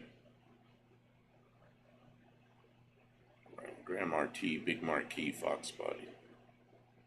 I don't think they're a Fox body. I think they're a... somebody said it up there. Panther platform. Yeah, the Grand Marquis. Grand Marquis was a Panther platform. They're like those big police cars. What are those things? Crown Vics. It's a Panther platform. Panther's kind of nice. I mean, you could pull that whole front suspension off and use it on a pickup or something. So they're a decent car, body on frame car. I know people have put entire pickup trucks on those things.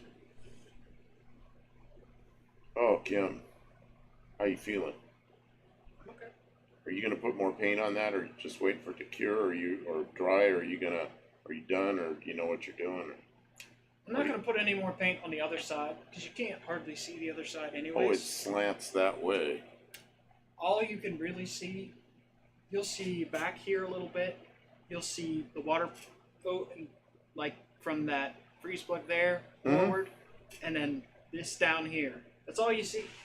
Everything else has got the manifold in the way and that kind of stuff. But it's nice to have something solid colored to start, and you want the paint on there thick enough that it, it. Ford always did a lot of part sharing. What I didn't like about Ford is all the changing. It's stuff that, like you take a Chevrolet small block from in the 50s and just about everything bolts on all the way up, and bell housing same and everything. At Ford, it's always like, is it a 5-bolt or 6-bolt, or is it this or is it that? And it's like, even a small block Ford has what, 5-bolt bolt pattern, 6-bolt. Later, like some of the bigger small blocks had the same bolt patterns. Of 429, I think, is just crazy. Yeah, Mustang started out as that Falcon body Comet that had the springs up on the top, which I strongly dislike. Good night, Lester LeSabre. Thank you for coming in. It is very late, so we appreciate it. The reason I'm asking you if you're going to put more paint on that is we've been here nearly 4 hours. We could stay live video drying paint, or we could just close it up for the night.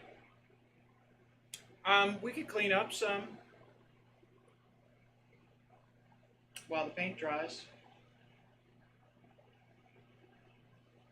Grand Marquis was Panther Fox body. That was called Key. I don't know. Let's see here. Maybe there was a Marquis that was on the smaller chassis. I don't know. I get so mixed up with the name games when they start doing that stuff, and Ford was terrible with that, with calling all different cars with the same names. Let's watch paint dry. The only one Ford never used later, it kind of surprised me, is the Galaxy. Galaxy was always a full-size car, and then the name faded away, and they never used it again.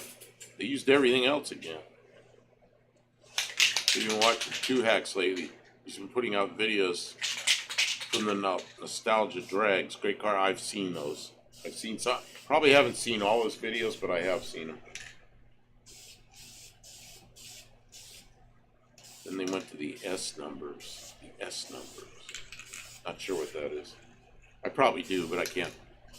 Right now I'm too overcome by paint fumes.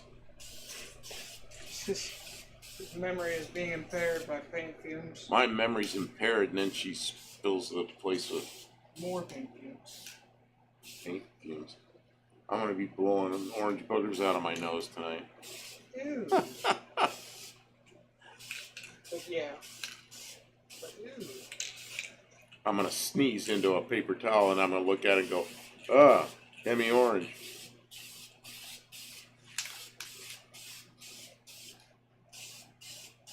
My Shelby is an S550. Really? Okay, so I renamed Taurus to 500. Cheaper than vaping. Oh my god, this is like getting nasty. We got the door wide open, so I'm thinking it'll probably not hurt us too much, but as soon as she quits spraying, it kind of goes away.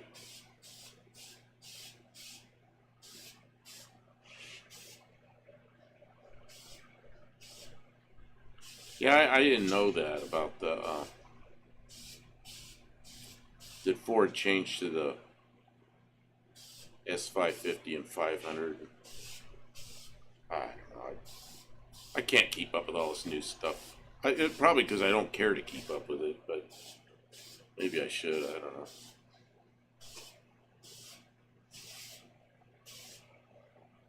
The best thing to come out of this crash of mine is I'm going to probably end up with a Fox body again. And I'm kind of looking forward to that.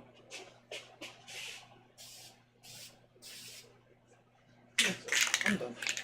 It's good enough. Kim, what are you gonna do when I have a fox body? I want to drag it in here like every couple of nights and Oh man, do something to it. that sounds fun. I can't wait. You know what my plan is for the fox body when I get it? Because it's new to me and unknown Tear it all maintenance. apart. No, it's gonna be oil filter, look it over,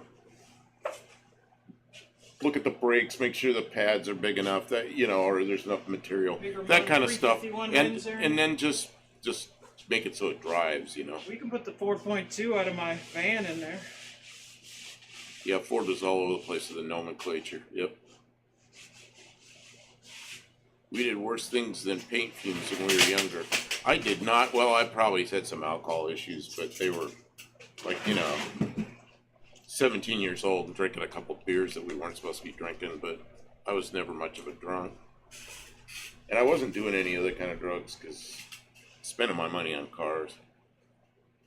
You gotta change the name of the stream to Watching Paint Dry. Watching paint dry. Yeah. Yeah, what is the name of the stream tonight? It's, I don't remember what I put. Something like Thursday Night Live, and then I don't know where I put for the rest of it. You gotta scooch over so I can bring the main attraction here. I want to watch this paint Yeah, dry. worst thing. Oh yeah, send an oil sample to Blackstone Labs. Nice company, amazing report. I had one of their oil sample things, but I started sending my. See, I had a good friend that was an AMSOIL dealer, so he would. He had somebody he was dealing with for oil samples, so I sent all my cars. I had a whole history of oil samples with my cars, and I can't think of what that oil company or who that was I was sending them to. But yeah, Blackstone, I've seen there. It's pretty good stuff. How many of you watch? What's the guy's name? The oil something. The oil geek. Oil something geek. What's his name? That channel. His name is Lake Speed. Kim, am I in the way? So anyway, yeah, I could go to them again, I guess. But Lake Speed, the oil geek, what does he call himself? The oil something geek. If you watch his channel, you will learn everything about oil and additives and what they do and samples and how to read the report you get back from the samples and what it all means. It's good stuff. Now the guy that did the AMSOIL dealer I knew, he was one of those oil geek kind of guys, but still not quite as good as Lake Speed. But he'd explain to me what all the additives did to a certain extent. But I kept I've got all those reports, and they'd send them to me, email them to me, so I just save them. So I've got them all. Got them all for the Mazda. Like that's going to help me any. Because I oil samples every 3,000 miles for whatever. Now I gotta check and see if you're right about the orange. About the what? Oh, you're gonna go sneeze. Use AMSOIL. What do you use? AMSOIL Signature Series. I use nothing but AMSOIL Signature Series, and whatever I was supposed to use, like the Mazda was 0W20, and then I use their filters. If I couldn't get one of their filters, I'd use there's two STP filters. One of them is a higher cost, better filter. I'd use that, or I'd use whatever the best Wix was. But normally I'd use the AMSOIL filters. Yeah, AMSOIL Signature Series. You'll notice, you might already know this stuff, but AMSOIL Signature Series says 100% synthetic because the whole base oil is synthetic. Everybody else says full synthetic. In the United States, anyway, full synthetic means it's at least 25% synthetic base oil. The rest of it can be anything. Mexican Spec, okay, hey, thanks for stopping in. Yeah, I'm gonna shut it down here in probably another 15, 20 minutes. But thanks for hanging out, man. Take care. On 550 Signature Series. Signature Series is not full synthetic. Signature Series is 100% synthetic. Full synthetic in the United States means 25% synthetic. You can get on the internet and read all about it, and that's in the U.S. only. It was a big lawsuit, big mess. They settled out of court, and that's what they settled at. So, the nomenclature in the U.S. is full synthetic means 25% synthetic, and 100% synthetic means exactly that, 100% synthetic. I think there's one other 100% synthetic, but I think it's a race oil. I think it's Redline or somebody makes it. So, I'll have to look at the bottle. I have a case here. If it's Signature Series, it's 100% synthetic, not full synthetic. And this is like some legal terminology BS, because when you go to the store and you buy something that says full synthetic on it, you think that means it's all synthetic, and it's not. It's How dangerous? really misleading. How dangerous do you think our risk of explosion is? In here? Yeah. Pretty low. Why? Cold. Oh, well, we gotta clear out of here. We're gonna have to shut it down. It's getting cold in here, and we've been here. Kim, we've been here 4 hours. 4 hour live. Time to go. All right, guys. Thank you so much for everybody being here and watching us clean and paint and mess around with cylinder heads. And we'll be back in a day or two. Maybe Oh, tomorrow. you gotta be able to see. Maybe the next day. We could show up tomorrow. Tomorrow's Saturday. Saturday's a good night for us because not many other people on. Tomorrow's not Saturday. Tomorrow's Friday. Today is Friday. Oh yeah, because it's later on Friday, like what, 20 hours from now? We may be here Friday night. We may be here Saturday night. Sunday night, it's probably unlikely. And then Tuesday night, of course. So, all right. Thanks everyone who commented. Thank you to our moderators. See you all soon. Take care.